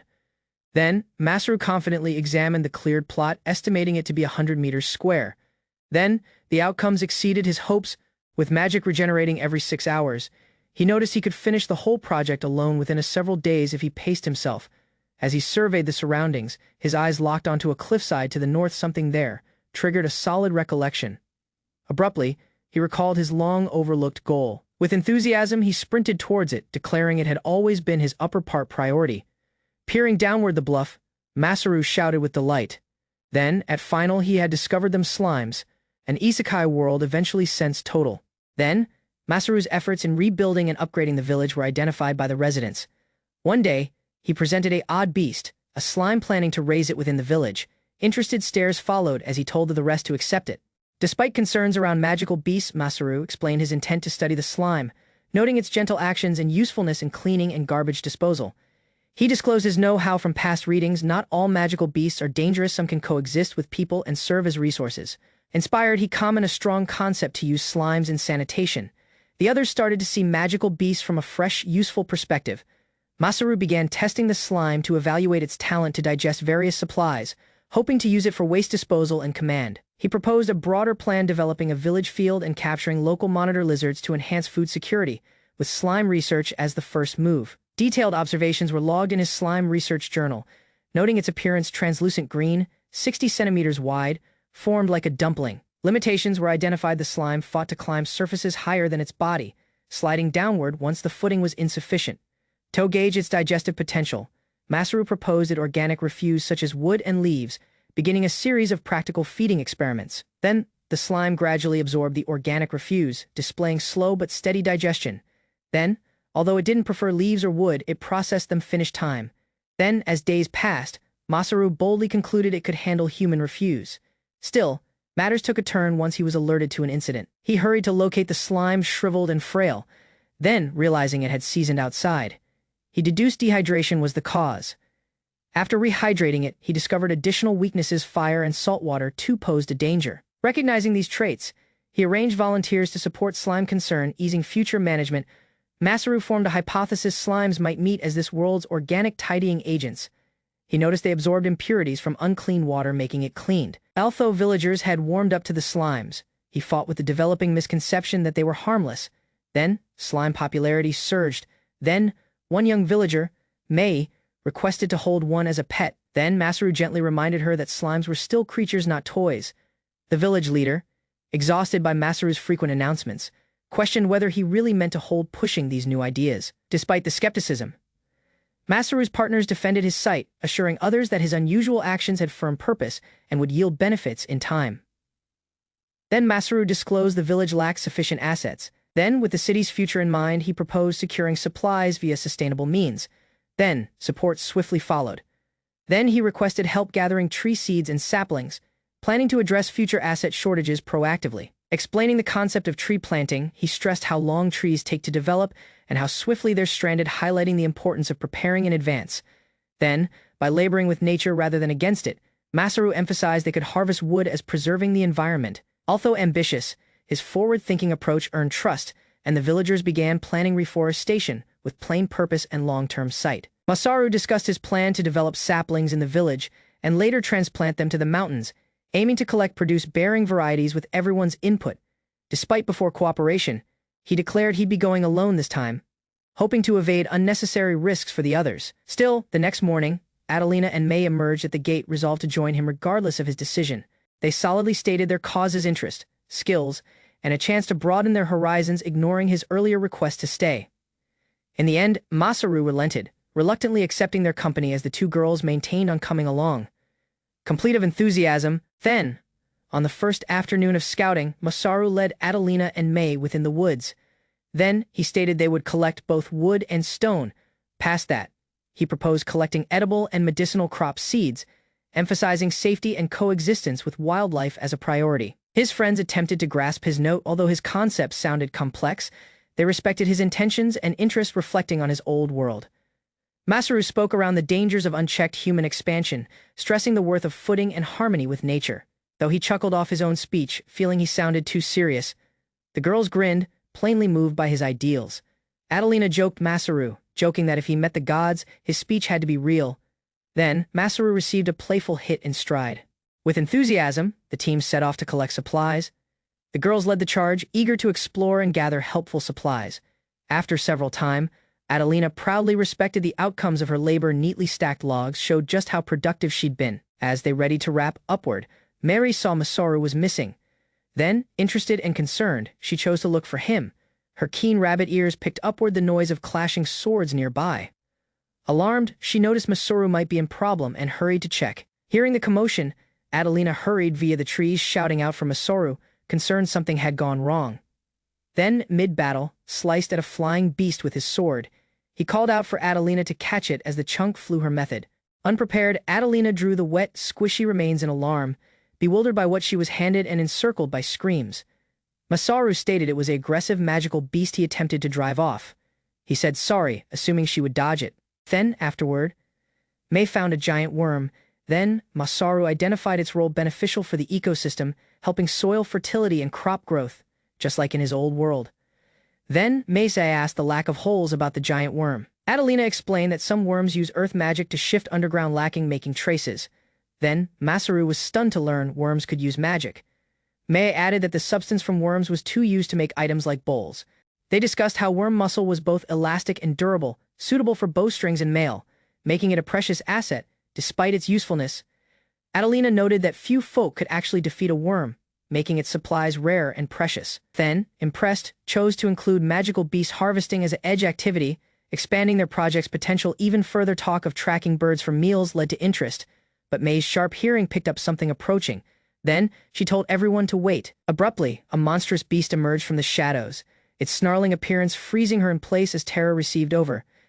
Then, she trembled as painful recollections resurfaced. Her reaction mirrored the day they first encountered a goblin. Just this time, the danger sensed worse. Then, even knowing Masaru's strength, dread consumed her. Then, she clutched his clothing, instinctively begging him not to engage the creature. With teardrops streaming downward her face, May screamed that fighting now meant demise. Shifted by her dread, Masaru pledged to hold back this time. He reassured them and asked for the creature's whereabouts, resolved to investigate. Despite the threat, after getting the guidance, he hurried off into the woods, leaving the others behind. Then, the atmosphere developed tense, came just in time to witness a terrifying scene. A massive bear engaged in a brutal battle with different beasts. Masaru stood frozen as a monstrous bear rushed through the woods, its roar gripping the ground. A savage clash with an odd six-legged steed ended in the horse's loss. Then, fallen against a tree, Masaru exhaled in comfort. He'd fled, but the beast wasn't like any magical beast he'd ever noticed. Interested, he approached the defeated steed. Its mutated body lifted queries, and he activated his assessment skill. The study disclosed it as an assault savanna steed, altered by excessive magicules. Then, Masaru puzzled finished why the bear left so abruptly. Then, raindrops dropped. Then, Masaru glanced upward. The reply had come. The rain had guided the beast off. With the danger at the rear him, Masaru chose to end the gathering early. Then, he intended to regroup with May and Adelina to report the incident to the leader. Within the village tent, the senior identified the beast. It was a demon bear, a strong and rare magical creature. Then recollections of past encounters emerged. Such creatures were feared, appearing just once every several years, devastating anything in their route. Then they concluded the downpour had come just in time, calming the beast and driving it off before it extended the village. The senior explained that the rains signaled the start of the rainy season, a lucky go that had rescued them. For now, during the rainy season, wide plains and forests flood, turning within low lakes. Water can increase from ankle to knee rank, altering the whole landscape. This organic transformation stated why the demon bear wouldn't roam without restraint. Movement was restricted. With time to ready, the villagers could evade threat. Then, Masaru noticed the flooding would shift animal habitats. He remained up, alarmed, causing worry from the others. Then, his real frustration surfaced. He was desperate to flee the village's endless meat diet and crave variety. Braving the downpour alone, Masaru set off joyfully, wishing to forage something fresh. Then, but something unseen tugged at his foot under the water. Lacking notice, a huge crab lunged from the water, forcing Masaru to wrestle its claws. Then, proud of his catch, Masaru identified it as a woods green gazami. Energized by achievement, he declared his goal to collect all edible. Then, his haul developed crabs, toads, crayfish, even eels and a camouflaging snake. Poisonous creatures were blended in, but his enthusiasm finished variety drowned out caution. Then, a goddess emerged abruptly, startling him. Her seasoned clothing hinted at a barrier shielding her from the downpour. Though she denied interest, her glances towards the pile of meals betrayed interest. Then, Masaru started to wonder if she had ever eaten real meals at all.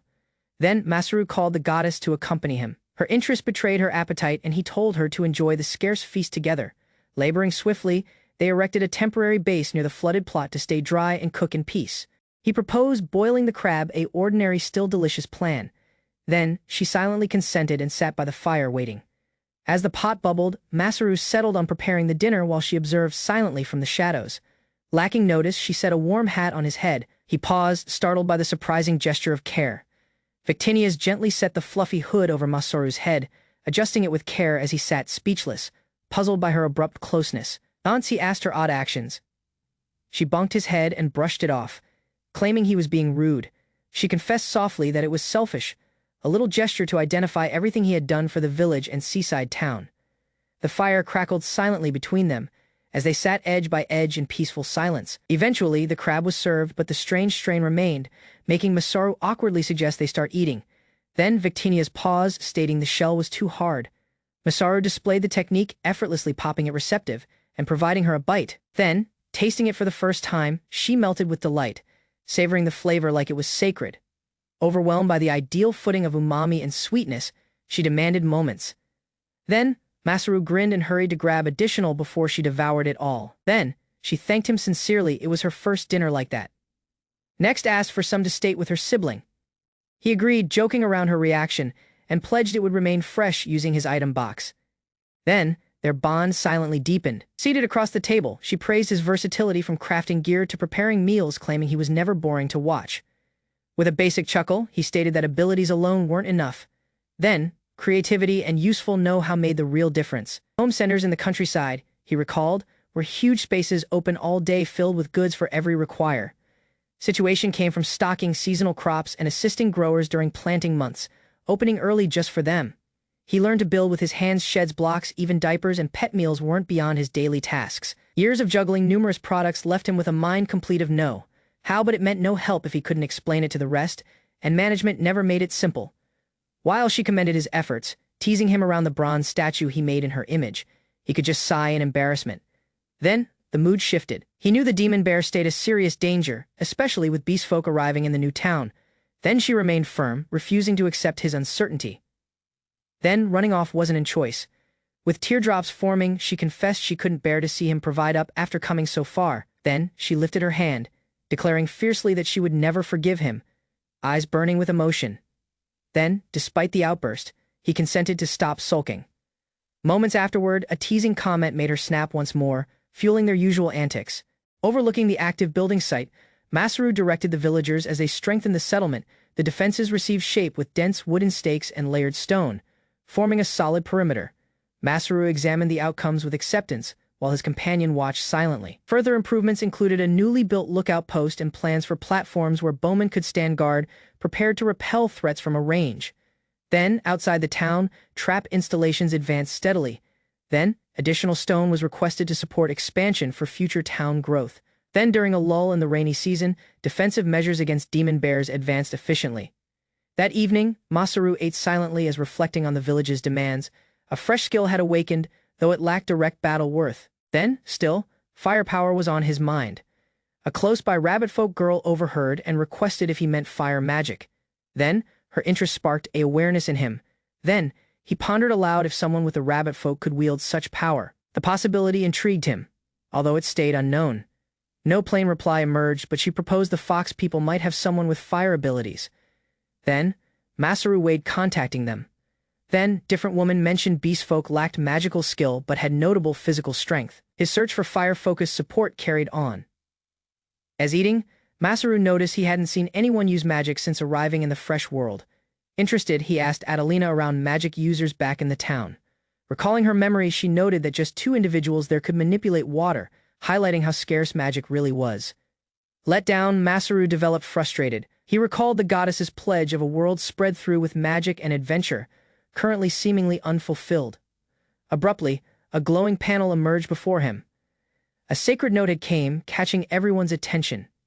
He stated the message came from the goddess, who occasionally threw updates directly to him through this tool. Then, magic in this world stayed underdeveloped.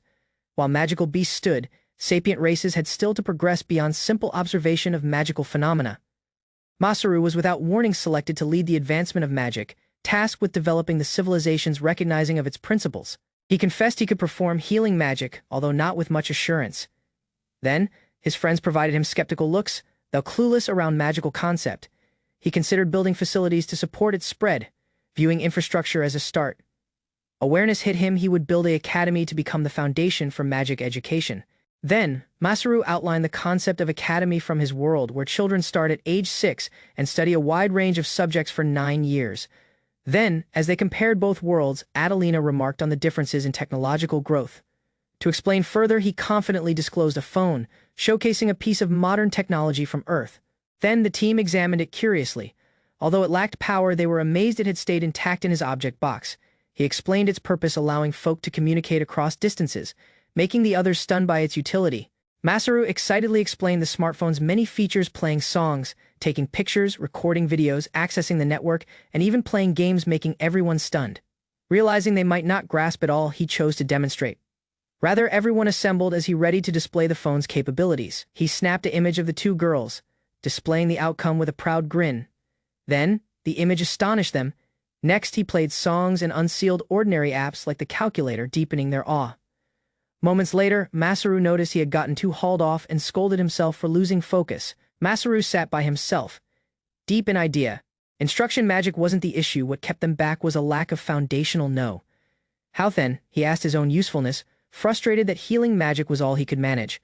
Lacking notice, the goddess Saphira emerged and insisted he could use magic. Then, her abrupt visit left him stunned and defensive. She reminded him of a match where he unknowingly strengthened his arm with magic. Stunned, he noticed he just used it once, subconsciously. The goddess explained that his skills were formed by private situation, especially influenced by his past job and video games. Masaru questioned how healing magic really worked, realizing that lacking medical knowledge, even activated spells took time and were limited in impact.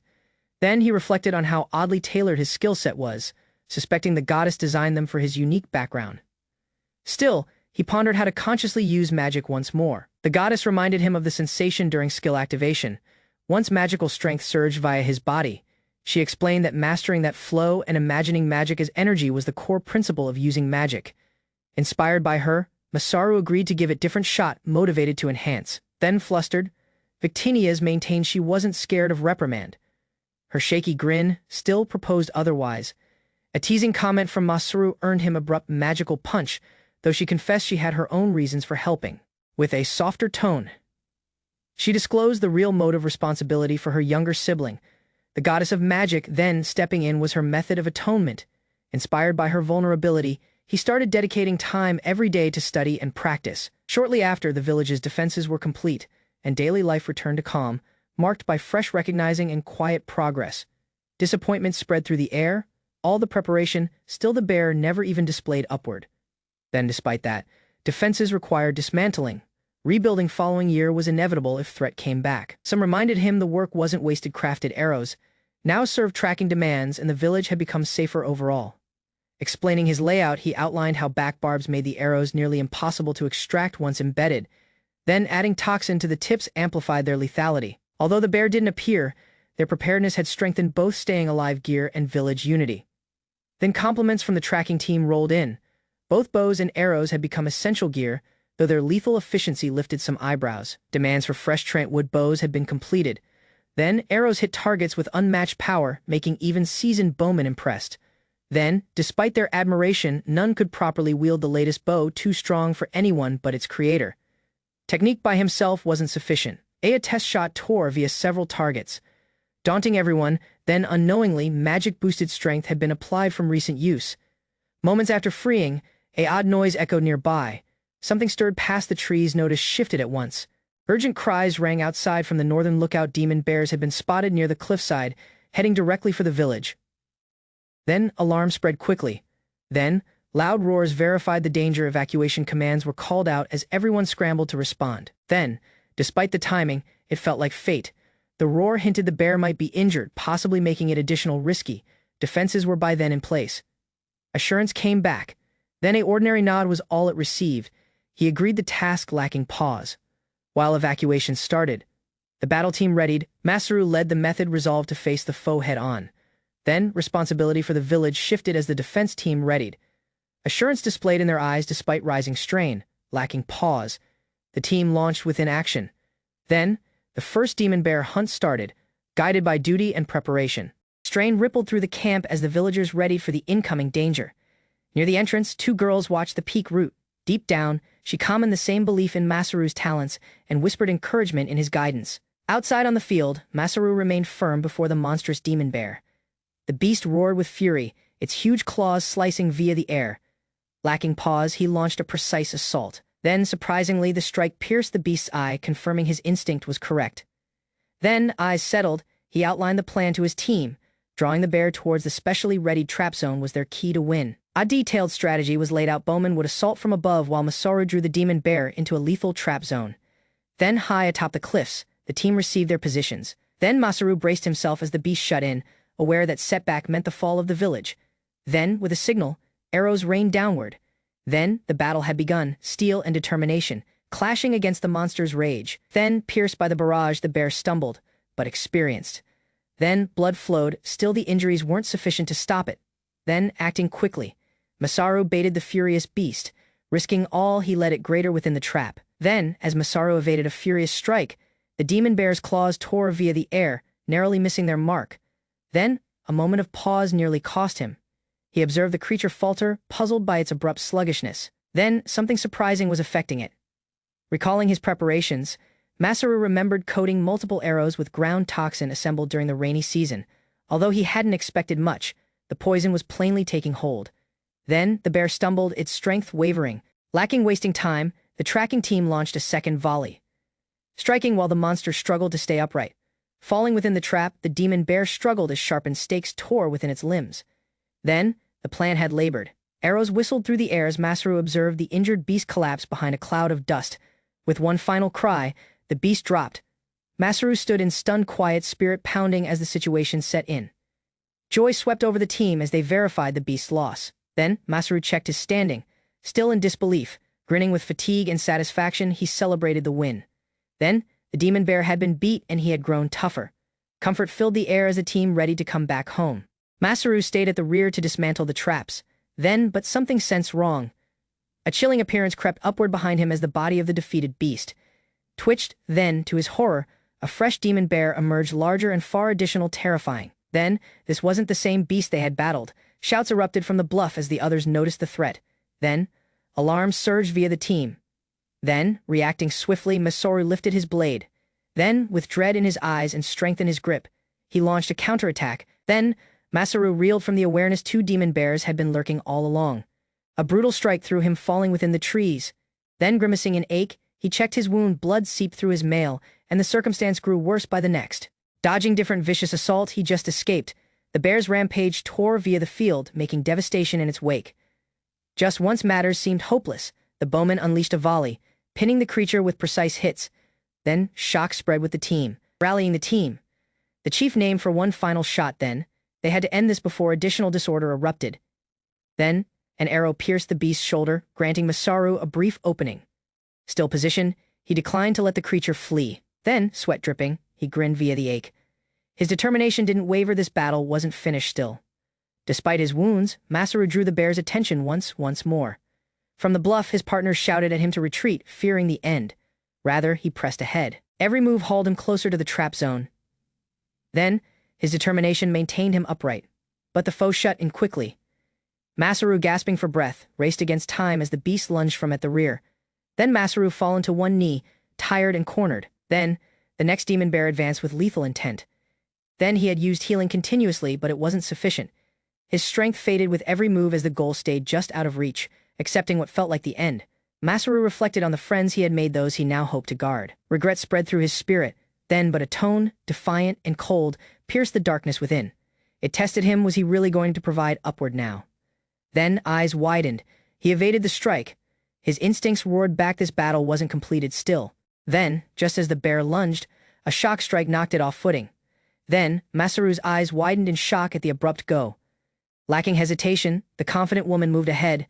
Then, she entered the battle, resolved to shift the tide. Adelina came just in time to lost the demon bear, saving Masaru from threat.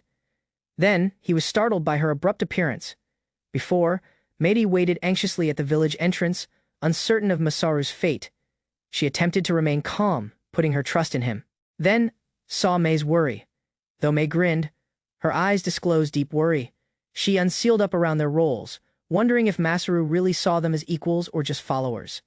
Then, despite her uncertainty, she agreed that misunderstandings might not always be bad, especially if they led to connection. May nervously confessed to Adelina that she had noticed two distinct roars coming from the woods.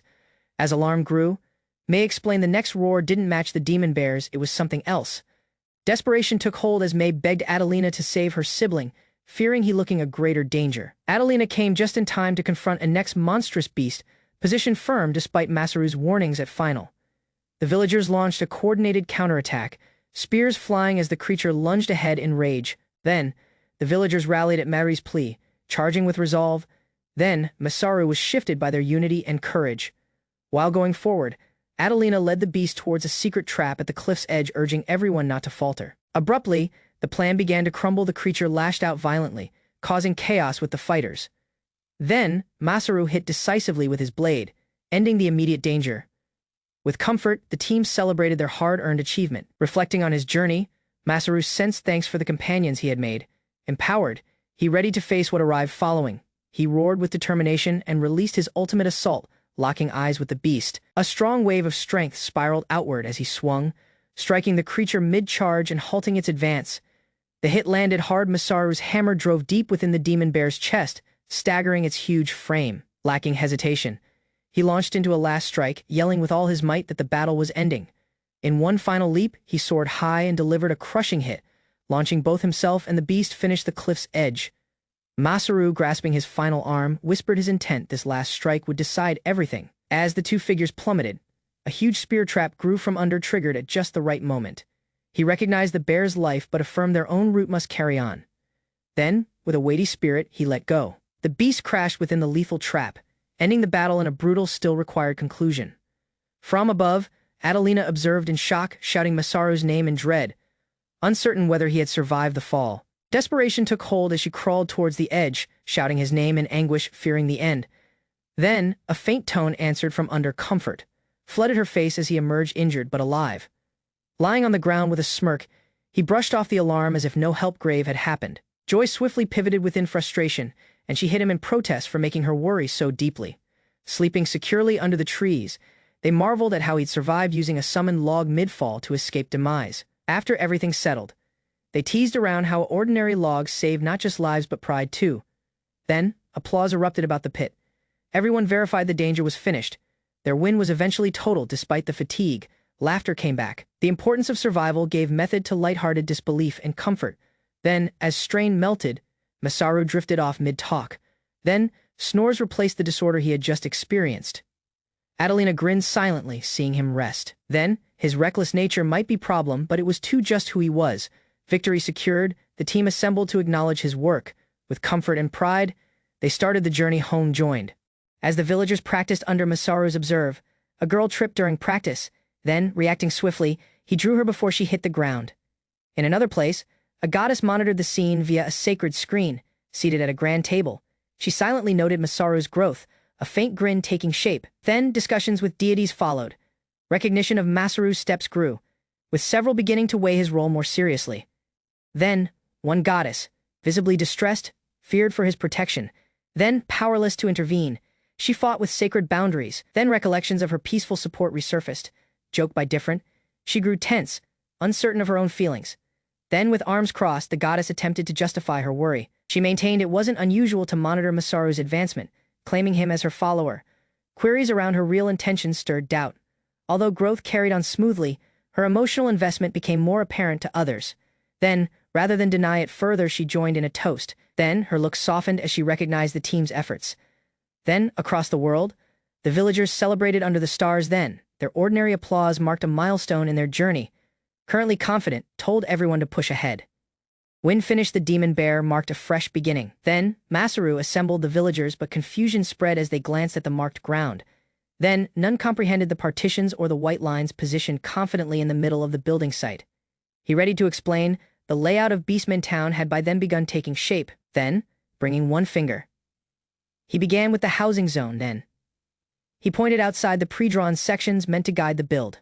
Some questioned the need for command, But Masaru explained the white lines would meet as dividers and foundation markers. Then, drawing from his world's urban planning, he stated land readjustment. Arranged placement would lower disorder and manage noise effectively. Then, Masaru lifted 2 fingers, continuing his explanation. Then, he emphasized how urban zoning helped in disaster response and crime prevention. Then, with the slime secured, he shifted attention to hygiene. Then, underground drain lines and passageways became the following priority before any homes could be built. Then, a diagram supported his lesson. He corrected misconceptions and strengthened the importance of correct refuse treatment for hygiene. Pointing to the risks, he stressed that ignoring refuse command could lead to outbreaks and ruin the city's wellness. Despite size concerns, he told them that every stone house would be 2 stories, ensuring sufficient space for families. Startled gasps erupted as Masaru verified the plan. Every kin would receive a 2-story stone house. Then, his announcement drew them fully off guard. Then, Adelina explained the rarity of such homes. Then, typically, just commercial buildings or inns use stone for 2-story building. Then, Masaru swiftly comprehended the villagers' reaction. Then, in their world, housing reflected standing and commoners rarely lived in stone structures. Then, energized by the news, the villagers lifted their fists in enthusiasm. Then, morale soared as the sight became real. Then, lacking delay, Masaru led them ahead. With preparations total, construction formally started. Masaru assembled the villagers about a wooden frame, explaining that they'd all start installing pillars for the new homes that day. Although someone asked the framework's protection, Masaru assured them. Then, if sliced precisely, the wooden pieces would lock join like a puzzle. Next, he instructed everyone to apply a blend between the stone gaps, a move critical for steady construction. Gripping a bucket, he presented mortar, a blend of hemp, lime, and seaweed collected from the beach. The mixture, too helpful for routes, would waterproof the walls. Then, Masaru's know-how left everyone impressed and eager to build. Masaru stated how his old job involved handling building goods. Laboring closely with rural craftsmen had given him precious situation. Then, despite not being a professional, he used abilities and techniques to compensate. With the right know-how, he could create many helpful supplies. Then, a young girl misunderstood his past and requested if he was a bad individual. Then, Masaru awkwardly confessed several work may have skirted the law. He told her that his steps were always for the rest's benefit. Then, a hug eased her uncertainty. With spirits lifted, they all ready to start the next construction phase joined. Then, smiling brightly, May and Adelina rallied the team with strength high. They declared their goal to build a beautiful town joined then. Masaru nodded with peaceful assurance. His expression stated everything. He was prepared to lead the method. Building started in full power. Everyone joined in, bringing frames, fitting stones, and laboring constantly to shape their future home. Then, after a month of hard work, the city's first buildings remained confidently. Then, Masaru verified the advancement with satisfaction. Aunts asked how to use the fresh facilities he casually displayed. His efforts had eventually made something strong. As demonstrating how to use a fresh tool, awkward strains sparked between them. Then, a comment was misinterpreted, and she recoiled slightly in embarrassment. Afterward, they strode through the developing town then. Stone ramparts and frames lined the streets, a sign of collective work. Advancement was evident, but difficulties stayed. Then, agricultural plans and industrial use of land became the following phase to handle. He told her of his pledge to act with the team, not by himself. A gentle grin and wink verified her trust. Abruptly, an urgent call cut off them. Alarms grew. Something had gone wrong at the gates, triggering immediate worry. Near the entrance, armored people were discovered lying knocked out. Stunned by their appearance, Masaru noticed something serious had occurred. At the spirit of the settlement, sturdy buildings caught the eyes of armored visitors, causing concern among the residents. Then, recognition dawned on one villager. These were the same people responsible for their exile from the port town. Within moments, a tense session was underway as the team verified the intruders were knights from the Gratis Kingdom. Introducing himself confidently, Fried named his fellow knights to Star, positioned behind him, and Bold, sleeping silently on the bed. Expressions of gratitude followed. Although interest grew once the villagers learned their guest was astonished by healing magic, Masaru quietly presented himself, his expression steady as tension remained in the room. Across the table, a confident woman moved ahead. Adelina, disclosed as Lancelot's niece, surprising those present. News of her lineage stunned the knights. Her uncle's fame had spread even to the capital, drawing immediate regard. Then diplomatic concerns surfaced. A representative voiced suspicion around the group's appearance, worried around fragile relations with nearby cities. Clarifying his stance, the ambassador confessed past mistakes, crediting Masaru for instructing him not to judge all people the same way. A knight stated their mission by kingly command. They had come to eliminate a mutated beast known as the Homono demon. Upon hearing the description, Masaru connected it with a terrifying beast he had by then encountered in the peaks. That same beast had forced an whole team to retreat, making them wandering the forest for a week in fear. With calm assurance, Masaru disclosed that the so-named demon bear had already been neutralized by his group. He next invited them to inspect the corpses, confirming that the zone was no longer under danger. Then, the knight erupted with urgency, demanding to see the horse's corpse, startling everyone in the room. Observers swiftly sensed something odd. His reaction proposed greater motives behind his mission from the king. Leaning ahead, the knight pleaded to take the horse's remains, his tone shifting from formal to private interest. Lacking hesitation, Masaru solidly refused, offering no room for negotiation, much to the knight's disappointment. Smiling, Masaru explained that the supplies from the steed were intact and precious. Its bones, hide, and size made them ideal for future crafting. Eager and intense, the knight added the horn to his menu of desired parts, confirming Masaru's suspicions around greater motives. Discussions pivoted transactional, with both sides acknowledging the market worth of the beast's remains and the reward for subjugation. An offer was made, gold and prize included, yet Masaru noticed the real target was the horse's horn, a piece coveted by royalty. Reflecting on the worth of standing over funds, he considered the potential influence behind this negotiation. Then, weighing his options, Masaru contemplated exchanging favor with the kingdom's knights, rather of merely chasing coins. Then, with a cheerful grin, Masaru startled everyone by requesting to accompany the knights on their journey to Gratis. He proposed to handle talks directly, confident the kingdom's assets would see his expectations. Although careful, the knights acknowledged Masaru's situation and expressed readiness to engage in the arrangement. Then, drawing on his past as a broker at the home center, Masaru declared bargaining was in his blood, exuding assurance. Impressed by his resolve, the team extended deal Masaru would join them. Then, the following chapter in their journey was formally set. Masaru declared that once Fried and his men recovered, he'd be making the settlement temporarily for the following phase of their journey. Then, frustrated, Rika demanded an apology, accusing Masaru of dodging responsibility rather than admitting fault for worrying her. Not wanting to refuse time, he resumed construction, settled on finishing the outer ramparts of a house before his departure. As supplies were being arranged, discussions pivoted to resource logistics, especially bed deliveries near the mountain slopes. Nearby, a organic coil disclosed itself. Masaru saw its potential to become a future public bathhouse or even a hot spring. Then, Masaru passionately declared that the bathhouse project was a necessity, especially for a Japanese man like him. It was non-negotiable. Then, he stated how completing it would end the discomfort of cold water washing, exciting even the skeptical Mei-chan. Adelina lifted practical concerns around daily firewood and exclusivity, comparing it to luxuries just upper-class homes could afford.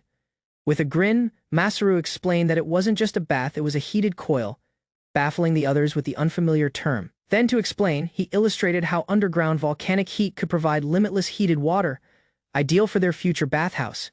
Mei questioned if hot coils could really be dug up, and Masaru confessed he found one by chance, surprising the team. By spending his mapping skill, he detected an underground water vein near a lava zone, but still required a method to dig it out effectively. Adelina abruptly reminded Masaru of something he overlooked: the goddess's sanctuary and monument nearby. Despite initial doubts, Mei maintained the sanctuary was essential for sacred blessings, especially during bad weather. Although skeptical, Masaru relented, confident the goddess would display up regardless sanctuary or not. As talks continued, Masaru proposed delaying the shrine's construction till everyone's skills enhanced, though Adelina offered to start right away. Then, to everyone's astonishment, the goddess herself, Victinalis, emerged brightly, announcing she'd skip work just to visit Masaru. Despite his casual attitude, she forgave Masaru's rudeness, reminding all that he was not just the chosen one but too her private envoy. Interested, the team asked her cause for coming. Then Victinalis disclosed she had someone crucial to introduce to Masaru. That someone was Isla Saphira, a second goddess, who kindly welcomed Masaru with a radiant grin. Then, upon arriving, Masaru meets Isla Saphira, disclosed to be Victinia's sibling. Her dignified presence and keen intellect depart a solid impression on everyone. With composed composure, she brings up a specific gentle of magic mentioned before, hinting at a proposal she has in mind. Before diving within complex matters, Isla proposes a additional relaxed talk. Her warm tone shifts the atmosphere, and the rest follow along. In a abrupt flash, a table appears, total with tea settings, catching the team off guard. Then, interested, Masaru inquires around the display. Isla explains it's an ordinary summoning skill, used without restraint to manage objects. Then Isla and her sibling explain that in this world there are no strict rules for how abilities should be used. Flexibility is key to mastery. Impressed by Masaru's inventive use of talents, They encourage him to carry on leading magical growth, praising his unconventional methods. The discussion takes an abrupt turn once the topic of a statue arises, making Masaru visibly uncomfortable and confused. Both sisters, lacking hesitation, passionately insist that a monument is absolutely required, demanding his agreement. Flustered, Masaru agrees, and the sisters excitedly start preparing reference images for their future monuments. Then, Masaru accidentally receives a revealing image of one of the girls, causing disorder. Then, she pleads for him not to look, but he hesitates to delete it. Then, pressed for facts, Masaru asks for the girl's body measurements, claiming it's all for the monument project. Then, they reluctantly agree. He suggests more images for accuracy, but the girls accuse him of using sneaky tactics to collect sensitive facts. As punishment, they unleash a strong magical blast, stunning Masaru with its intensity and power. The magic causes a water column to erupt in the village, startling the close-by residents. Two girls hurry towards the blast zone, worriedly asking if Masaru has lived the magical punishment. Then, despite the destruction, Masaru climbs outside of a crater, living but shaken. The others scold him for provoking the circumstance while he queries if he was really at fault. Within, the mood shifts as the deities Victinia and Isla are formally presented. Then, their appearance silences the audience. The villagers collect in awe and reverence, providing a warm welcome to the sacred visitors. Although unaccustomed to earthly events, the deities ready to address serious matters alongside Masaru and his companions. Without warning, Isla reminds Masaru around the crabs he once served. Drew off guard, he panics at the abrupt appeal. Victinia explains that the crab tail was used as an excuse to visit him, along with discussing monument matters once more. Positioned before the townsfolk, Masaru announces a sacred mission to discover scarce ingredients for trade, aiming to grow the village's economy. Plans are made to enlarge farmland near the peaks to ensure long-term meal security and boost local production. Masaru organizes his team, assigning surveys to identify secure crops, stressing the importance of gathering know-how carefully. In a frenzy, the villagers hurry ahead, yelling orders under the name of the goddess. Then, Masaru watches in disbelief as even the girls take charge. As acknowledging the test, he explains that making plantations is part of a long-term plan for self-sufficiency. He proposes putting plots between homes to enhance setting, ventilation, and peace. Gazebos would meet as scenic resting zones throughout the town. Then, the goddess expresses delight in hearing that guarding will too be succeeded by the home center. Masaru pledges to build statues and shrines, making the town inviting for sacred visits. Isla and Victinia keenly verify they expect crab dishes whenever they visit, making Masaru stunned but trapped by their hopeful gazes. Then, he reflects on his decision to make a peaceful place where deities can relax and feel welcome. Under pressure, he gives in and pledges an endless crab feast every time, plenty to their delight. Shortly after, Masaru approaches both deities with a grave appeal, preparing to shift the conversation to more pressing matters. He reminds Isla of a past topic, requesting to revisit a discussion around magic they had during their first session. Victinia postpones grave discussion till after enjoying crabs, as Isla demands not to be left out of the arrangement. Masaru assures them he'll send a message once required, although he warns he won't interfere too much before departing for the capital. Masaru demands the goddesses just respond if negotiations fail, promising to call once necessary. At the kingly capital of Gradas, Masaru arrives to haul outside his next objective, keeping the goddess of victory as a secret advantage. Then, on the seat, the king awaits critical news: the acquisition of a mutated beast's horn. Then, his ambitions remain cloaked in mystery. 2 weeks later, Masaru came at the town gates where a wagon awaited him. The friendly group startled him with such high-level hospitality. Though transportation had been arranged, Masaru stubbornly maintained on running all the method from the village to the capital, exhausting himself over the 7-day journey. As they entered Gradas, the continent's grandest royal city, Masaru reflected on their journey and the responsibilities that lay forward. Back at the village, Masaru discussed plans with the senior and villagers around tending land taken during past conflicts. Then, despite hardships, recognizing bloomed. Even previous enemies sought calm for their folk within the village. Rabbit folk diligently labored to rebuild, as seniors emphasized avoiding hatred and envy, urging unity and hope for the children's future. Masaru respected their spirit, promising to prioritize everyone's welfare during negotiations, strongly shifted by their resolve and peaceful nature. Meanwhile, in the capital, Masaru and his partner readied to report to the king, aware of the political tasks awaiting them. Before the kingly audience, Masaru excused himself, intrigued by unknown produce and eager to explore the streets briefly. At the Explorers Guild, he searched for critical details required before confronting the king directly. Within the capital's Adventurers Guild, Masaru watched a room full of seasoned fighters and quietly approached the front desk for guidance. While unsure how to start, he confessed his long-time interest around becoming an adventurer and hinted at wanting to place a request. In a lowered tone, Masaru asked around the market worth of a rare mutated beast recently sighted in the region.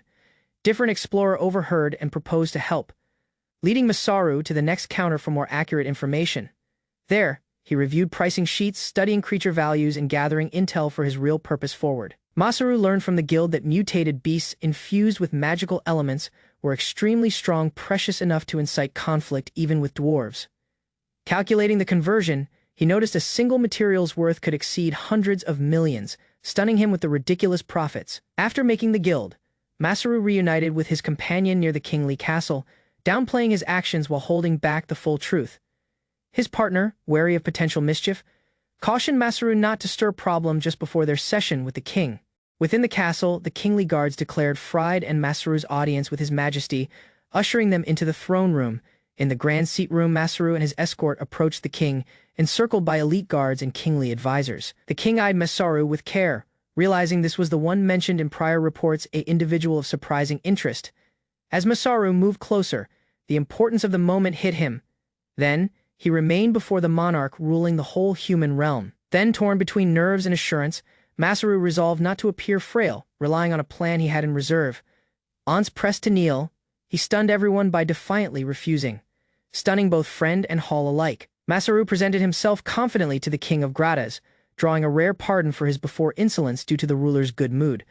Then, although forgiven, the king cautioned Masaru not to test his patience, hinting at severe consequences should his mood change. Then Fried reported their achievement in slaying the mutated beast, explaining that Masaru had carried the head as proof. Before the seat, Masaru offered the grotesque trophy, impressing the king, who immediately praised the work and demanded the providing. To everyone's shock, Masaru cheerfully declined, making the hall stunned and speechless. Rather of submitting the beast's head, Masaru maintained on negotiating, declaring it his property and providing it as part of a trade. Then, he boldly claimed his stance was a private favor, going for equal footing with the king despite the court's disapproval. The king exploded in upset, condemning Masaru's insolence as sacrilegious and intimidating the whole hall with his overwhelming appearance. Realizing the risk, Masaru apologized but emphasized that real leadership meant drawing loyalty through respect, not just fear or sacred status. Next, with a smirk, Masaru joked the king, recalling his nervous coronation, lightening the tension with surprising humor. Masaru smirked at the king, shouting the unfolding events a fascinating tale as strain filled the seat room. The king, abruptly desperate, named out repeatedly for Masaru to stop. As he began to walk off face to face, the king demanded replies, unwilling to let Masaru depart so easily, lacking an explanation. Masaru coyly disclosed a little bird told him private facts just inner circles would know, summoning magic to escalate the moment. To everyone's astonishment, the goddess Victinias emerged, honoring her pledge and making the entire court speechless. Before the seat, a man stood as nobles and troops glanced on. Shock spread through the hall as the king attempted to comprehend the stranger's abrupt appearance. Then, kneeling with reverence, the man was accompanied by a celestial form. Then recognition dawned on the king. It was the same goddess he had once witnessed in his young age. Claiming sacred compliments, the man spoke of his achievements in a distant land, where his efforts had transformed a struggling world within something prosperous. To support his claim, he disclosed an image through by the goddess herself, confirming her involvement and acceptance. In a vibrant classroom, villagers engaged in studying advancement by then underway.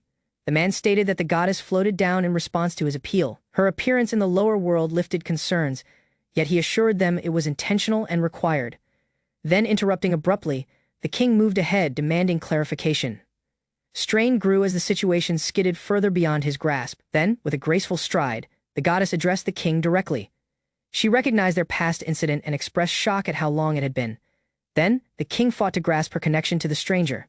At the same time, the goddess shifted the topic, recalling old moments. Then, quietly, she explained their bond. He served as her follower, taking shape a direct subordinate relationship that stated her active support. The king, overwhelmed, wandered through his assumptions, considering Masaru was a sacred envoy. Then, confusion deepened as Masaru denied such claims. Then, bringing both hands, Masaru declared himself an ordinary human. Although inwardly alarmed, he avoided revealing his real origins. Then, struggling to explain, he pivoted to the goddess for support. She paused, aware that even this might count as sacred involvement. Then, eventually, she confessed their bond was one of friendship. Then, the king remained stunned. Was a mortal really close to a deity? before the strain could settle, she brightly requested a statue in Masaru's honor, stunning everyone with her abrupt enthusiasm. Abruptly, different goddess emerged, Hera interrupting with authority. Then, Victinias, flustered, attempted to save face. Hera still imposed a lengthy sermon as punishment, sending the goddess within a comedic alarm. Then Masaru pledged to honor their crab deal, lightening the mood. Meanwhile, the king remained in disbelief, still grappling with the concept of deities having human companions. Then facing Masaru, the king requested if the surprises were done. Then, Masaru replied with a grin, hinting there was still additional. With a confident tone, Masaru declared plans to build a statue for Hera, prompting yet another kingly appeal for a monument in his own land. Resolved to honor the gods, the king declared he would directly take part in the upcoming bargaining. Despite his eagerness, he added a condition: he would just proceed if Masaru agreed to trade a scarce item, the horn of a mutated beast. Revealing an ornate scepter, the king stated it was made from such a horn by the nation's founder, symbolizing kingly authority. Since next, every fresh monarch received a matching scepter, strengthening the beast's symbolic link to the throne. With age catching up, the king sought to ready for succession unknown if different beasts would appear again in his lifetime. Then Masaru requested whether to proceed, causing the king to affirm his duty. Like his ancestors, he vowed to fulfill the kingly obligation, lacking pause. Then, interested, Masaru requested to inspect the scepter. Then, the king obliged, revealing it was made from the founding monarch's staff. Spending assessment skill, Masaru uncovered the fact it wasn't made from a mutated beast's horn, but from a unicorn's. Then, its detoxifying talent verified it. Then, stunned by the revelation, the king asked Masaru's power. Then, Masaru stated quietly, but declared the deal void due to the deception. Cornered, the king accused Masaru of lying or plotting to outsmart him, but Masaru remained firm, demanding truthfulness in their bargaining. Then Masaru stated his belief bargaining must be built on trust and mutual gain, not manipulation. Then, he refused deceit in any form. Shifted by Masaru's integrity, the king swore on the goddess Victinias, showing scarce humility and remorse for his before misstep. Then, with clarity in his tone, Masaru recognized the king's intent. Trust was reaffirmed, and the proposal to buy the horn remained once more. Despite the horn's worth, Masaru maintained on a fair cost. The king, still, valued its symbolic worth and proposed plenty more at final. Both extended deal, their hands clasped solidly, deal sealed, this time via honesty and regard. Then, after sealing the deal, Masaru expressed interest in negotiating further and buying goods from the capital's surplus. Planning to remain several days, he accepted a guided tour. The king consented and proposed to assign someone reliable to help him. Then shortly, Masaru was presented to Zack, a knight surprisingly buried in account books. Despite his mail, Zack succeeded kingly finances with ease. Explaining his background, Zack disclosed he once helped at his father's stone workshop, gaining useful skills past the battlefield. Then, with a formal letter from the king in hand, Masaru entrusted Zack with his concern and support, both for his remain and upcoming work. Zack grew uneasy as Masaru grinned, lacking explanation, leaving him confused about the abrupt responsibility handed to him. Their next destination emerged, a large noble estate where the next phase of Masaru's plan would silently start. Masaru arrives at the royal city and is proposed a place to remain. Curious around local materials, he expresses interest in the blocks used in the town. Then, they arrive at a rundown building, the block store. Then, Masaru stands in forepart of it, taking in the neglected appearance. Inspecting the site, he sees crumbling ramparts and loose blocks. He realizes the prior owner fought despite genuine work. Then, analyzing a block, Masaru determines it to be high quality, confirming the craftsmanship involved. Then, despite the owner's lack of business sense, the workmanship impresses Masaru. Then, Masaru asks to see Zack's parent before doing any business. Then, they head to the back where Zack calls outside to his dad, announcing a customer's arrival. Within the workshop, Zack's parent appears worn outside and disheveled. Then, Masaru observes the man who once produced blocks with satisfaction. Abruptly, the man erupts in frustration, revealing that they have no funds left, not even enough to buy meals for tomorrow. Then, they realize he's a passionate craftsman but fully irresponsible in business matters. He confesses the staff fled after going unpaid for months, making the store in disorder. Stunned by the circumstance, one of the men asks where Diana traveled. Then, hearing she left to earn funds, he fears the end. Comfort follows as it's disclosed she merely joined a rival workshop. Then, still, her departure speaks volumes. Then, tensions erupt. Zack, overwhelmed with frustration, lashes outside at his parent. Furious, finished his carelessness. Pressed around block prices, the parent confesses ignorance. Lacking Diana, he struggles to handle even simple store tasks. Despite crafting the capital's finest blocks, His setback in tending appearances and customers has kept them unsold and unnoticed. Then, Masaru explains the importance of store presentation. Then, a tidy and inviting shopfront, he says, is just as vital as product quality for attracting customers. He introduces an efficient setup for organizing supplies and stock. With all visible and labeled, customer situation would enhance dramatically. Afterward, Masaru delivers a payment for a creature subjugation job, setting the phase to finalize negotiations the next morning. Within the kingly hall, Masaru discusses trade matters with the king. Then, both parties appear eager to proceed with the deal. They reach deal on pricing and terms, moving ahead with mutual assurance. Masaru proposes to purchase the kingdom's surplus goods, prioritizing precious objects like barley. Then, the king agrees, interested in buying all of them. Then, the deal is sealed. Then, Masaru celebrates the finished bargaining with visible satisfaction. Next, the deal. The king's aide reflects on how Masaru has succeeded the talks well. Then, he hints at the monarch's increasing reliance on Masaru for affairs past trade. Then, interested, Masaru inquires around the stockpiles. Then the king explains they're mainly reserved for military campaigns and emergency comfort. Despite this, Masaru voices uncertainty, wondering about whether such costly expeditions are even required. Then, the king asserts that expeditions are essential for prosperity, dismissing opposing views as naive and unfit to rule. Then, Masaru counters, notice that unchecked expansion could destabilize the kingdom. Then, he urges the king to two-way consolidation. Then, providing advice, Masaru acknowledges their differences but insists that disagreement stems from perspective, not ignorance. He proposes an alternative: reinforce the kingdom by improving internal cities rather of relying on conquest. Then, he cites his own growth work as proof. Then, with sincerity, Masaru advocates coexistence, believing calm is feasible. Then, the king reflects, considering the possibility of unity finished domination. A calm, still piercing stare, determination radiated from his eyes, making a strong silence across the room. Concern crept within the king's look. His counselor remained frozen, both shaken by the conversation's importance.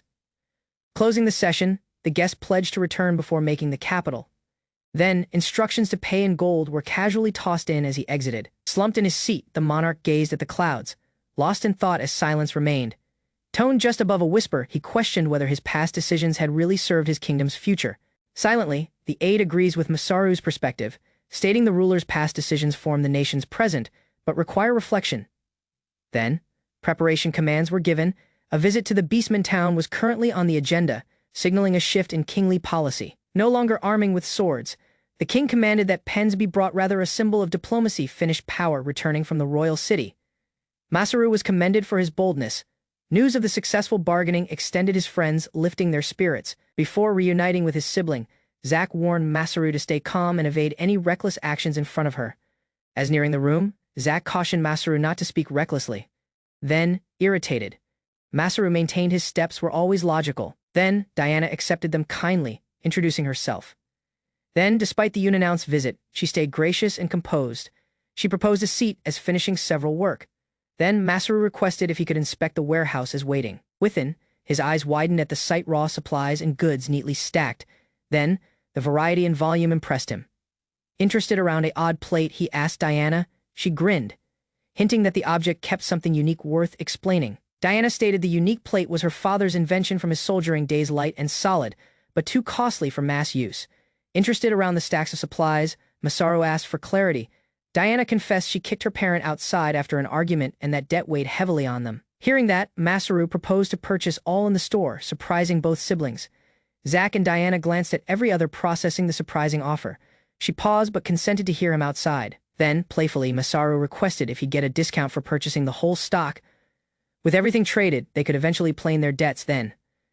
The deal brought comfort and optimism to both siblings. Masaru grinned and asked them to hear his full proposal, hinting at a greater plan past just purchasing the supplies. Masaru startled the team with an abrupt proposal, leaving the knight visibly uneasy. Although hesitant, they consented to hear him outside. With a confident grin, Masaru suggested a bold idea: the knight and his parents should move to their newly developing town. The knight, stunned, asked, making their home in the capital. Although unknown around their father's decision, the idea of relocation stirred concern. Clarifying further, Masaru stated the shift was to aid in building the Beastman town and become part of its foundation. He proposed stability: 3 meals daily, a workshop for the parent and staff to assist. Then, the opportunity was too good to dismiss. Masaru disclosed the town was planned for Beastmen. The knight paused, wondering about the overly generous proposal. Though not opposed, she expressed concern around the unfamiliar environment and the city's lack of human presence. Then, Masaru told her it would change finish time. To ease concerns, Masaru proposed hiring struggling craftsmen, promising kingly approval to bring more help and lower their burden. He emphasized how greater manpower would speed up growth. Then, the concept of growth stirred anticipation in him. Then, unknown, she recognized the difficulty of adapting. Then still, she consented to weigh the proposal seriously, recognizing its potential. A deal was hit. Masaru requested a bifanjishu discount, which the vendor agreed, lacking hesitation. Then, talks swiftly pivoted to payment options. Concerned their parent might cause problem again, the siblings decided to settle debts fast. Diana consented to depart instantly. At the same time, a frustrated shopkeeper yelled at the door, irritated by persistent knocking after hours. Then, outside, Diana emerged. Although funds were tight, her appearance drew notice. Then, the shopkeeper identified her from the block shop. Then, seeing Diana's grave look, the man relented. Her insistence was sufficient to change his mind and receptive his doors once more. Then, the strain grew as Masaru and the knight defended Diana, furious at any insult. They made it plain they just arrived to repay the debt. Then, stacks of coins were laid outside. The shopkeeper was stunned that the block shop had earned such a big sum, relieved. The siblings thought this was eventually sufficient to cover their debts. Still, the lender's expression pivoted grim. It wasn't sufficient still. Then, confusion followed. Questions arose around surprising debt increases, especially whether their parent had secretly borrowed more. Then, a rented warehouse was mentioned. Although they thought it was paid for, fresh concerns hinted at another financial misstep tied to their parent. Then, warehouse damages and unauthorized changes created financial issues. Then, the listed amount couldn't cover the fix or compensate the remodeling violations. Then, frustration followed. Though regretful, they noticed fixing everything would be the just way to move forward, lacking conflict. The team, worn down by the stress, decided it was time to take a break and plane their minds from strain. To recover, Masaru proposed a concept he discovered effective, going on a shopping spree in the bustling castle town. His plan included supplies for the beastman town and private objects. Then the outing lifted their spirits as fresh aims formed. Under the moonlight, Masaru calm in his sight, a growing town still unnamed, rich with opportunity, and capable of surpassing the capital, while the parent chose to move off from finances and focus on brickmaking. Masaru expressed pure joy in building something meaningful. Then, as the talk ended, Diana paused. Then, something weighed on her mind, but she chose not to speak, brushing it off. Then, Masaru was requested around his plans. Then, he casually mentioned going shopping the following day. Diana proposed to join, suggesting they tour the castle town's trade join with Zack before his departure. She insisted on tending the responsibility herself, shouting Masaru even more eccentric than their parent. Then, Masaru, amused, agreed their resolve. Then, as she strode forward, she imagined enjoying a peaceful day in the castle town with Masaru. The following day, the trio toured the trade, session craftsmen, and suppliers. Then, Diana glanced content, seeing Masaru interact energetically. Later, they discovered Masaru had purchased huge amounts of supplies. He chuckled nervously, realizing the chaos he created in the trade. Unexpectedly, Masaru proudly offered a scarce goat, stunning everyone with his bizarre purchase. Within a little room, Masaru showed the mutated beasts he had purchased, planning to raise them for resources and meals. Then facts followed. Rabbits provided meat and milk, quails laid eggs rapidly, and goats proposed steady production. Then, he was proud of the plan. Concern grew as Zack noticed he wouldn't be accompanying his sister, leaving her future in the town under someone else's watch. Then, startled, he requested why he wasn't going. Then, Masaru assumed he would naturally be part of the shift. Zack stated that a unit from Gratis would be stationed there, making his appearance in the capital still required. Then, news came Zack had been appointed captain. Stunned and confused, he pondered why such responsibility fell on him so abruptly. Worried around his present situation, he confessed he had just started a new relationship, making the timing even more complicated. Then, Diana hurried within the castle. Carrying documents, she informed everyone that she was considering the proposal to shift to the beastman town, till ready for the relocation. She visited the merchant guild and started the process to trade her property. Formal documents verified the sale had been processed, signaling the beginning. Due to the house's poor condition, a demolition fee was unexpectedly included, making everyone stunned by the added expense. The knight returned to the guild with a compelled grin, assuring everyone that the circumstance with the king had been handled. Moments afterward, Masaru came pale and tired. The strain in his expression stated everything. He had plainly faced something intense. Then, he stated the issue: high demolition costs, unplanned expenses, and an undervalued store left him frustrated and financially stuck. Then, clenching a spiked mace, Masaru snapped. Overcome by rage he hadn't sensed in years, he rushed outside, demolishing buildings targeting the Merchant Association in fury. Resolved to slice costs, Masaru chose to handle the demolition of the store himself, gripping his weapon tightly as dust filled the air. With strong swings, he tore through ramparts, drawing notice from the crowd. Then, despite their confusion, he settled on the task, ignoring their reactions. Then Masaru stated his plan to repurpose rubble within gravel and use the spiked mace in place of a hammer. No help would go to refuse. He even constructed a soundproof cover, ensuring close-by residents weren't disturbed by debris or noise during the procedure. Move by move, he outlined a precise demolition plan, confident he could total everything by tomorrow. Masaru weighed Zack a capable partner and intended to bring him along as an ambassador for future exchanges, recognizing his growing potential. Abruptly, Zack's parent appeared, carrying woodcut to Masaru's specifications, surprising both Zack and Diana with his surprising involvement. Eager to speed up advancement, Masaru hired Zack's parent to help, allowing himself to focus on larger construction efforts like mass production. Guided by a desire to outmaneuver the Merchant Guild, Masaru disclosed his plan to build a blacksmith shop and sell blocks. Zack's parent proudly agreed the job, resolved to prove their family's strength and help secure their place in the rebuilding effort. Once remodeling the house was total, Masaru declared plans to return to the Beastman town, signaling the next phase of his journey. With preparations underway, he told everyone, especially Zack, to get ready, as he would start construction once all supplies arrived. Then, emotions stirred as goodbyes loomed. Zack's parent teased around drinking with friends while others reflected on their parting words. Diana swiftly named out his excuse, telling him he was part of the team heading out. Then, Masaru observed, thoughtful, at the capital.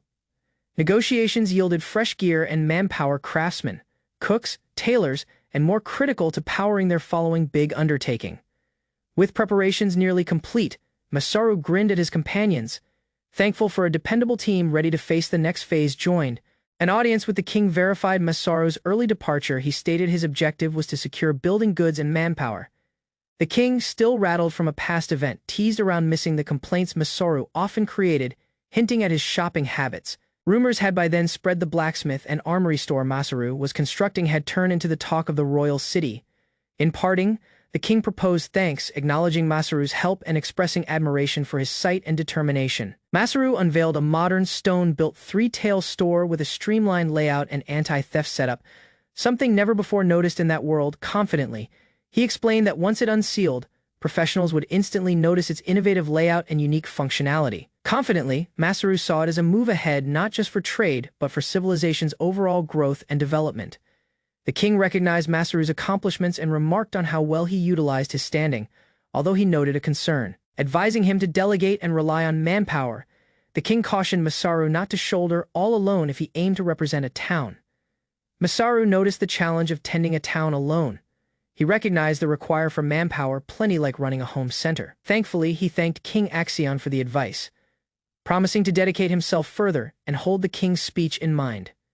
Then, before parting, Masaru requested capable and tolerant personnel for future collaboration, ensuring harmony with the Beastmen and sustained growth. The king offered his hand, expressing optimism to see the flourishing town Masaru would build. With a firm handshake, both pledged teamwork, joking as companions while setting the foundation for strong alliance and progress. Masaru came back to locate shipments total. Staff unloaded crates from huge beasts as he welcomed his team, explaining his delay at the castle.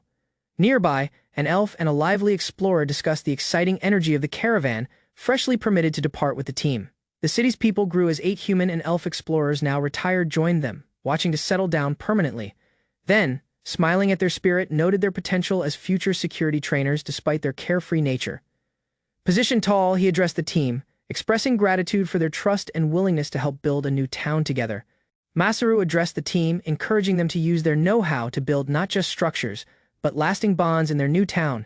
He reminded everyone that although difficulties would come, delight and fulfillment awaited. Then, their teamwork would haul them ahead. With assurance and unity, the caravan departed from Gradius, heading towards a promising fresh beginning. Multiple days had passed since the team departed from the nation of Gratis, their wagons steadily advancing across the open plains, lacking displaying signs of fatigue. Masaru ran beside the caravan, drawing notice from his fellow travelers. Then, observing his unusual endurance, one of the riders asked his non-stop movement. Then, rather than repose, Masaru preferred staying active to stop stiffness from prolonged riding. Then, Laughter echoed with the team as they exchanged jokes, lightening the mood. From the forepart, a tone named out announcing the sighting of the nearby river. Recognizing the ideal opportunity to repose, the team chose to make camp by the riverbank as dusk approached. Then, camp had been set by the river, where tents grew and wagons rested. Interested around their arrival time, a partner asked Masaru for an estimate. He pointed out that they had extended the midpoint towards the Beastman town, predicting just a few more days. Then, as the chart glowed, astonishment spread. Then, the elf, despite her long life, had never noticed a chart with such detail and magic. Positioned outside the tent, Masaru spoke humbly of the Beastman's care, explaining he was merely repaying their help from before. Then, evening preparations started.